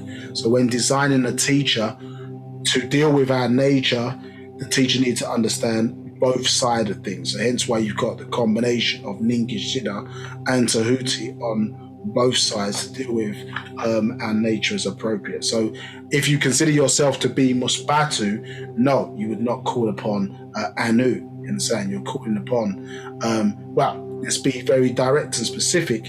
You're calling upon your Salafu within your 4 generations in the first instance, because that is real to you. You understand? They are in your bloodstream, and when you deal with actual facts, that is what is solid to you. We're doing Ba'h Natharu. Ba'h Natharu are the manifestation of them as we see them. They are the etheric or celestial suns that we see out there, and we are the terrestrial version. So if you're asking, what am I directing my prayer to, etc.? Well, if you're directing your prayer to any ancestor in your line, then you're going to use your grandmother or who's passed or whatever, or great-great-grandmother, etc., because that is known to you, that is solid to you, that is actual facts. You're not dealing with spookism. And saying 90% of the time when most people are praying, they're praying to nothingness, not even directing that or connecting with any source, force, or power of any type at all. Sorry to be harsh. That is the reality. most of the things that come by way of what you consider to be prayer are by your own mental powers, because prayer, as we touched upon earlier, is a part of positive thinking. So a person putting certain things out there themselves, obviously when you charge your thought, it's like when you make a thought or whatever of a certain thing, you charge it with energy, and then that attracts physical things towards you to help to make that particular thought manifest itself and exist. And your powers of concentration and how much work you put in may determine whether or not that manifests into the physical, just being an idea. But in the current process, unraveling the spell all of these years has been designed to connect you with your Salafi or your ancestors, and then they connect you to the higher ancestors. But obviously, because you are etheric, you have the ability to connect with your Planetary as well directly. So that's who we call upon, not Anu. Okay, so when we see who Anu is on this Psalms 82 verse 1, you see God standeth in the congregation of the mighty, he judgeth among the gods. And so what you see here in the language is that El as the singular, see Alif Lamada there, El as a singular, or really it should be Al, really, but the El as a singular is talking about Anu there, judging among a congregation of the gods there. And so you see the game that's played in English. You see the word Elohim there, isn't it? With a G-O-D, capital G-O-D, yes, correct? But this is a plural. Yeah, the I and the Yod and the Mim is equivalent to English S. There we see at the end. And then when we go down to gods, spelled G-O-D, small g, what do we see? Same exact word in Hebrew, no change. Look, Strong's Concordance number 430, Strong Concordance number 430. And so linked to El. So El is singular, Elohim is two or dual, Elohim is three or more. So here the games they want to play with the capital G-O-D, capital G-D, and then this is the fake gods, you understand? But you can see the word S there is talking about a group. Yeah, the same way today you have the English Parliament and you have a prime minister who rules amongst other ministers or mini-stars. Understood? So the one who's making the decisions is the prime minister, yeah, but he's still a minister. Understood? So this is the same hierarchical system or similar hierarchical system that you're seeing here, and this relates to Anu, which is to say, they birthed or gave birth to the Mukasu or the Caucasian race, part of the Adama project, and they're not our deities. So you can call upon them, but as I say, one, now you know you're opening yourself up to become prey. So if you pray the wrong way, you become prey. P-R-E-Y.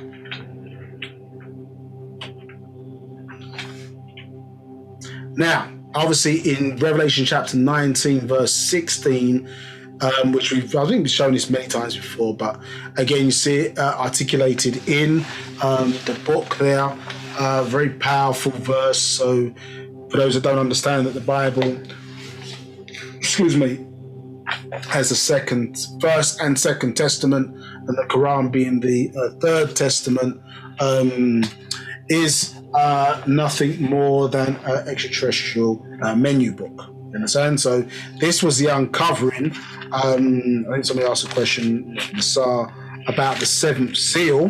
The seven seals. Well, the reality of the mystery to be uncovered in this day and time was to show you that basically this was nothing but a menu book, and who the nature of these gods really were, and what their nature is and what their purpose was. This was the real uncovering, not just the symbolism of the language, understood, which was being secreted in slow portions, but obviously the master had to change his name, move about, flip different doctrines or whatever, so the Luciferians couldn't nip him and cut him off. But obviously once they realized who was in their midst, that he was the one to bring in this new doctrine, new cycle information, and to reveal what the true purposes of all these books were and these religions were, then obviously this became a problem, thus his incarceration. Do you understand?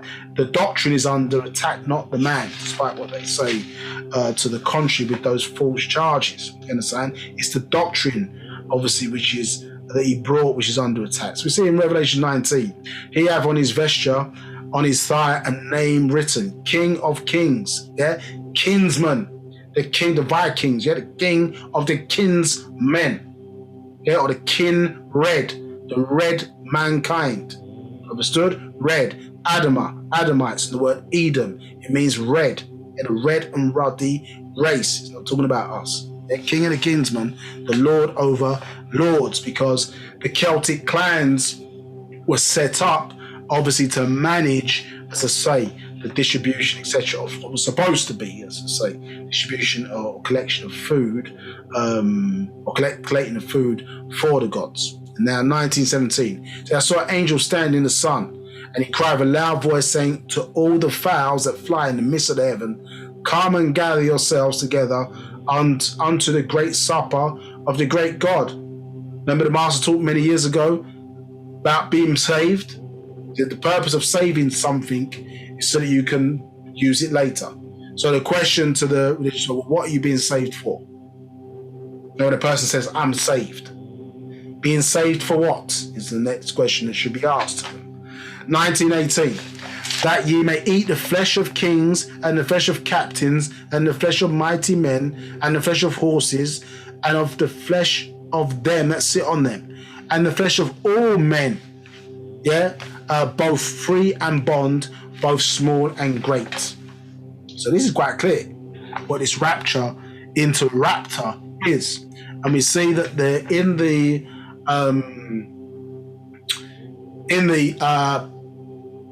Sumerian iconography, understood. Yes, we see these winged creatures, winged individuals. See the bird type of reptilian with the we call it the what are they called? It's a seed of an oak, but I can't remember that. What's it called? Help me out. Acorn. Not acorn. Begins with F. It's left my head for a second, the name of it. But it represents the third eye, basically. It's gone out of my head. It's got a name, which I can't remember. But the fig, it's not fig, but it's like that. You understand? But that represents the third eye. And as you can see there, him directing, or her, I'm not sure if it's he or, it's in the male from the depiction there, directing that mental energy, understood, to control individuals. You understand? And as you can see there, interesting enough, he's wearing some kind of watch device. Yeah? So he's not a bird. Birds don't wear watches. Yeah? So this is what you're seeing here as extraterrestrials being recorded, as I say, on the walls in ancient times. Yeah? Now, so we see other depictions here. Pine cone, that's it, pine cone. Yeah, just going back to me. So pine cone, as I say, which represents the third eye and the directing of that power, obviously, telepathy and other types of telekinesis and other type of powers that derive, that we have dormant, that derive from that. And this is them showing, directing that energy. And we can see here winged Assyrian god as well. So the wings, obviously, we know can represent physical wings, but also can be symbolic of crafts and ships, as I say, that clearly fly and are extraterrestrial in origin. So, what time we got there? Okay, so I'll probably just finish on this one and then continue into next week. In fact, it's quite a long area, actually. I'll do a couple of these and then we'll reconvene in 2 weeks' time. So I'll probably finish this off and then go into the message of Yaanuwn, that scroll, which fits in nicely, actually, to the sentiments in the harvest and some of the topics that say in bloodlust and religion. Now, the cannibal trait, as we can see, they're coming from these Draconians, as well as from the Pleiadians, meat-eating trait, which, as I say, now we are, our genes have been altered. Certainly people after 1970, we can see certain of these traits now even coming through in our behaviors. We're not the same as what we were. And we talked about this, I think, in part 2, where if you run your tongue across the top of your teeth, certainly if you're born after 1970, you'll probably see that you are your incisors or your fangs are slightly protruding now, where that wasn't a trait necessarily of our ancestors.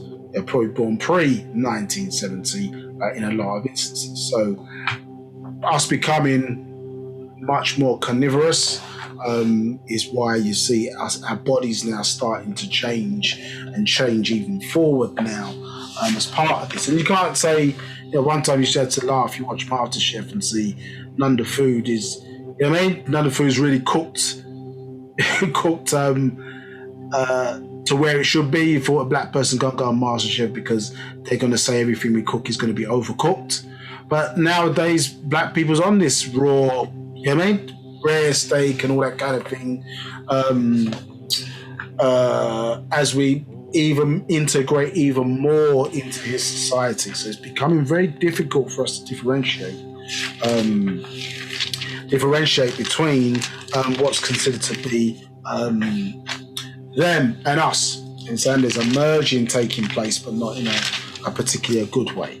Now, so one interesting thing is, which is in Bigfoot, is that some of the characteristics that arise from eating human flesh, particularly human brains, are linked to certain diseases. Yeah, Alzheimer's and Parkinson's, understand, being two progressively, and the fact of that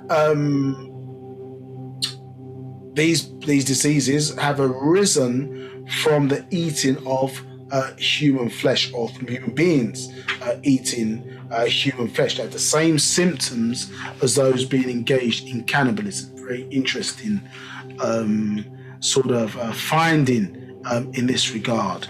Now, this is a study that was done at a university in London. You can look up the details there from the article, but they studied a particular tribe in Papua New Guinea and were looking for a set of genes basically out of this tribe who were known to engage, maybe less so now, but certainly were known to engage in cannibalistic acts. And as a result of that, they caught a well-known disease known as kuru. You understand? The word kuru in their language, the 4-tribe language, means trembling. Understood? And so it's a disease very similar, or has a similar traits to what we associate with Parkinson's disease. But if you obviously say that, or how has this disease arisen, or how has it come about, no one's going to associate that with cannibalism, understood, or the eating of other people's human flesh or human brains. Now, I haven't shown the pictures of that, but if you want to get into that, prepare yourself. It's a little bit triggering, so it's not the easiest of things to stomach.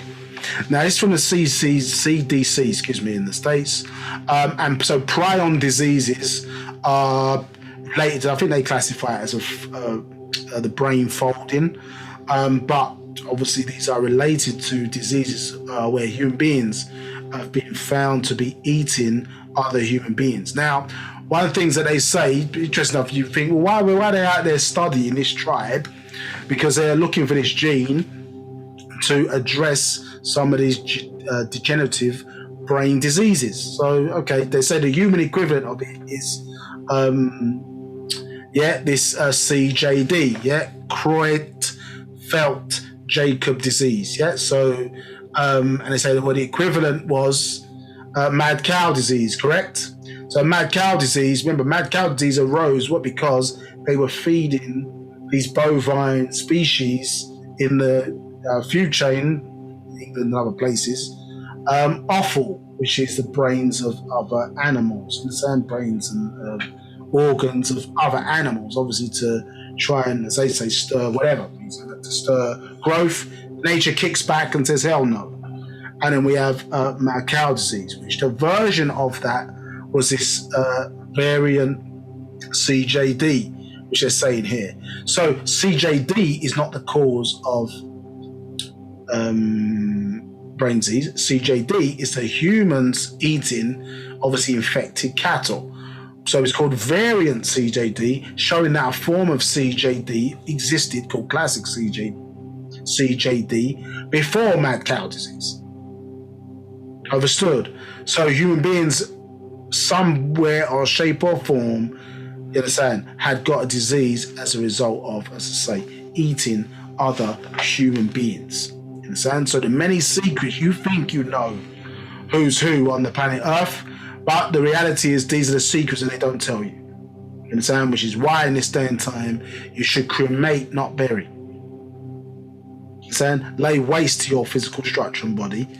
You're not there anyway, so just make sure it can't be used by anybody. You leave it in the ground, somebody can dig it up, you understand? And unbeknown to you, may find itself on somebody's dinner plate. You understand? Because in ancient times, those the trait that they remember has passed down to them from their gods or overlord who like meat and human meat, animal meat and human meat, has passed into them. And obviously their thing is, okay, well, if I take on board the individual's flesh, I take on board their strength, I take on board maybe their immunity to certain types of diseases, so on and so forth. So this reckless animal nature, and say, go and read the Book of Enoch, and read the Book of Jubilees. You'll see when there wasn't food enough for this mixture of these igigi and these humanoid women or monothe-istic women, you understand, or Enoch, a descendant of Enoch in that regard. Yeah, they went crazy, eating food all over the place. Eventually, they turned on their own and started eating human beings, which you see throughout the Bible, the Old Testament, and in the New Testament, obviously you've got the Eucharist and other types of ceremonies or rituals. Which, what is the difference between that and some of the things that the ancient Mayans were doing? It's just that the watered down version is what they show you on face value, but what is taking place obviously behind the scenes. Yeah, people going missing, involved in certain rituals, so on and so forth. This is all the ways of the Druidic teachings, of the Wicca teachings understood, and their worship and love of blood. Yeah, so check out that article. So on that, yeah, because we may sound like we're crazy, and then you go and see and find multiple scientific studies on this area, you understand, to try and reverse these diseases, obviously, that called genome, which they claim they don't know how those diseases have arisen. Understand? But the symptoms are very similar to those eating people. So we see in terms of the bloodlines, the werewolves and the vampires, the separation of the lichens, warm-blooded, versus the vampires, cold-blooded. We see originally they came from the mammalian dinosaur differential. So the blue-blooded, you understand, which we see again prevalent, referred to the class called the breath. We see that obviously prevalent throughout this society in terms of two sides, the political parties, etc., etc. In the boxing ring, we see there, and in their stuff, it's the same thing. So two werewolves and the vampires. Let's say all those traits are coming from their extraterrestrial overlords. There's an old school slide showing the hierarchy. You understand, and the connection with some of these secret societies, and the secret societies and their extraterrestrial overlords. Remember, we showed you that date, isn't it, last week, and obviously in Alberta, Canada, remember where they found, as I say, remnants of Trudon or Stenikokosaurus, which is that humanoid dinosaur, you understand, which I say is linked to say human beings, Homosaurus. So we see a further detailed thing about the blood here. So blue blood, where the mother is Mukasu, Somebody asked a question again about mitochondrial DNA. Well, obviously, here you see bloodlines are important. So blue blood is because the mother's Mukasu, and then red blood, in its understanding, is because they've mixed with Nagaru or Negroid mother in that regard. So that's what they consider to be the red-blooded consent, all the way tying back into the Elizabeth, you understand, or Elizabeth, you understand, as you see it there phonetically. Queen, lizard. So shapeshifters, which they can appear in any form. As you saw, even Jesus transfigured himself, you understand, there Jesus, nothing to do with us, referred to as Emmanuel. Understood? There to gather up the harvest and prepare for their rapture. 144,000, but obviously that is much more since they didn't get their extension of time. So all really, so even though in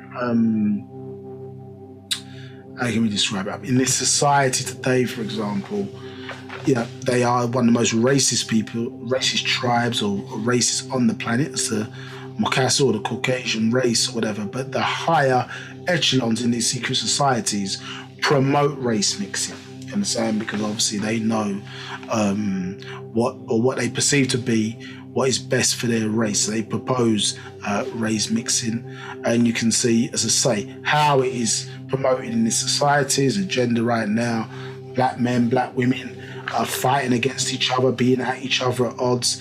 But you got to look at who's talking. You understand? Who's talking? You understand? Where do they live? Are they part of the black experience? Understood? As well as the fact of, who are they married to? Now, I don't care who person marries. You want to marry white, you want to be with white, that's entirely up to you. What we say in Wu-Sabat is, let's present you with all the information, the facts, so that you are knowledgeable of what you're doing, so you understand the science of sex, not just the art of, or think you understand about the art of sex, so no one's not using you for their own agenda. You understand? Because most of us, if we're honest, our beauty, or what we perceive to be beauty, has been programmed. Yeah, unless you've taken other information to counter that. Yeah, so we've all been programmed, all been subject to advertising, so on and so forth, and still, even today, subject to that spell. But who's talking? There's a lot of people, for example, in no disrespect, but in mixed race relationships, or say what they call it,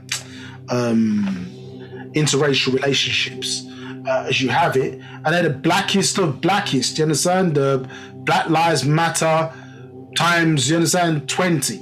Yeah, but their racial choices are not necessarily their choice of partner is not necessarily reflecting that. I'm not saying to say that you can't speak on any issues pertaining to race, but oftentimes they take it to an extreme, you understand, in a lot of instances. So is it a real sincere situation, or is it a kickback from that some ancestral guilt that's inside of you that's forcing that type of situation, leading us down a more racist path of certain behaviours and activities? She was in the Black Lives Woman, I think one of the co-founders of it or whatever, has got blonde locks.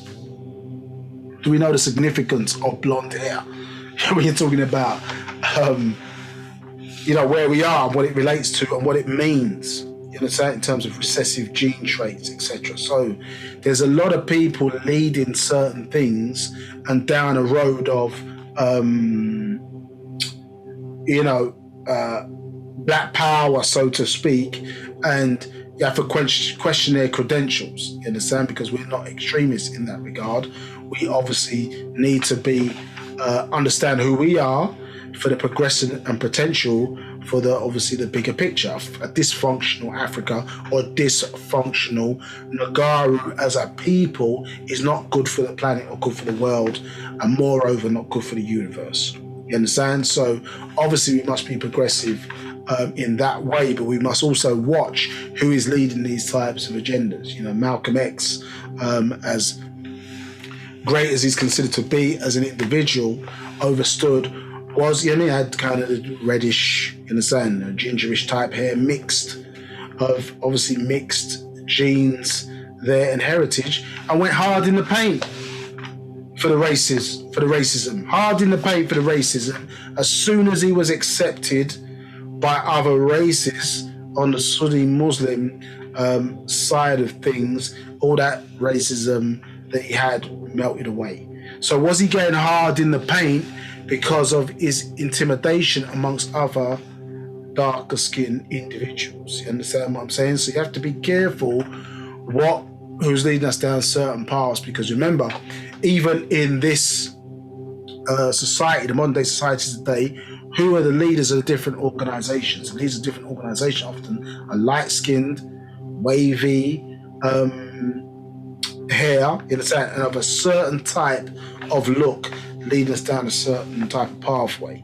Yeah, obviously some of the dark skinned leaders like Dr. Malachi Z, York or Cran, have a much harder time, and have a much harder time from us as a people in following what they're expressing or teaching us to say for our long-term betterment, because we've been programmed in our genes to fight against fight against leadership in our own skin color, contest leadership in our own skin color. Not a problem, but you should contest it all. Those 6 knowledge questions are for everybody. Understand? Not just those in dark skin. So we have to contemplate and rethink our thinking and reshape our mind and form to start to break, as I say, the spell which has been placed in front of us, and look for all the various different games, as I say, that are being played, in particularly with race. Yeah, so we're embracing people who may not be for us just based on the colour of their skin. You've got to look at the credentials as well. And saying black women, a lot of people running, embracing Kamala Harris. Kamala Harris is married to a Mukasu. That has never been for black men in that regard. So don't get fooled into this thing of black men and black women attaching yourself to each other because of what is being reported on social media, television, and things of that nature. When it's not our reality in life, where too many people are being influenced by star worship, and not the right kind of stars that we're supposed to be connecting to, i.e. suns, Ba'h B'ah Yaanuwn, but stars, Hollywood stars, influencers and different types of people. It's creating a fake reality. It's a fake mindset that there's a problem out here, and if you believe there's a problem, then eventually you create the situation mentally. So a lot of people are speaking on a lot of issues, and it's not coming from a sincere place. It's having a significant influence on the society that we live on, particularly amongst the young people who are more social media savvy. Okay, I'm going to stop there. Let me just take the last few questions and I'll stop here, because we're going to go through, as I say, a few different cannibals, famous cannibals in history, so it might be a good point to stop there. Luckily, good amount of questions, so you avoided the second quiz that we had planned for today. So I may try to do that next time if possible. Any other final questions? Let's just clear that up before we close up. No final questions. None at all. Yeah. Okay. Cool. So there is quite a bit left on this class, but we'll finish this in 2 weeks' time, and then go on to, as I say, the message of Yaanuwn, which is what we'll combine those two things together for that session. So as I say, we're not on next week. Remember, it's 2 weeks' time, so that will be the, I believe it's the 21st. And belief converted into knowing. So the 21st is when we're back next. If you've got any questions in the meantime, then please email us on the email address provided when you registered on Zoom. So that should be All Eyes in Egypt, I think, mn@aol.com. If you've joined us on Facebook today, then you can leave your questions in the comments, and then we'll pick those up in the chat. So I trust you've enjoyed today. Hopefully it's been useful for you. I really appreciate everybody's support. Great sets of questions and engagement today. So please don't just leave them there. Go away, look at the books and research the things that we've given you to look at. Go back and verify and pull these things apart. Go into the blood and do some research into those areas so it sticks. Go and look up the 7 seals in Holy Tablets. I've given you the chapter 6, so you should be able to find it in there as part of your homework, Asar, as I've forgotten. And I think it was Anuket to look up the purpose of tomato juice and its effect in males. Yeah, so I haven't forgotten the homework, so I may question you on it the next time when you come on. So all the best to everybody. This class will be out in terms of recording probably around Wednesday, Thursday of this week. So check that out on our YouTube channel if you want to go back over the things that we have discussed. And as I say, we finish this off in 2 weeks' time. So if there's nothing else, we're going to close out for today. For those familiar with the Sabat language, I will say Wadu. For everybody else, take care, take and give care, and we will see you soon.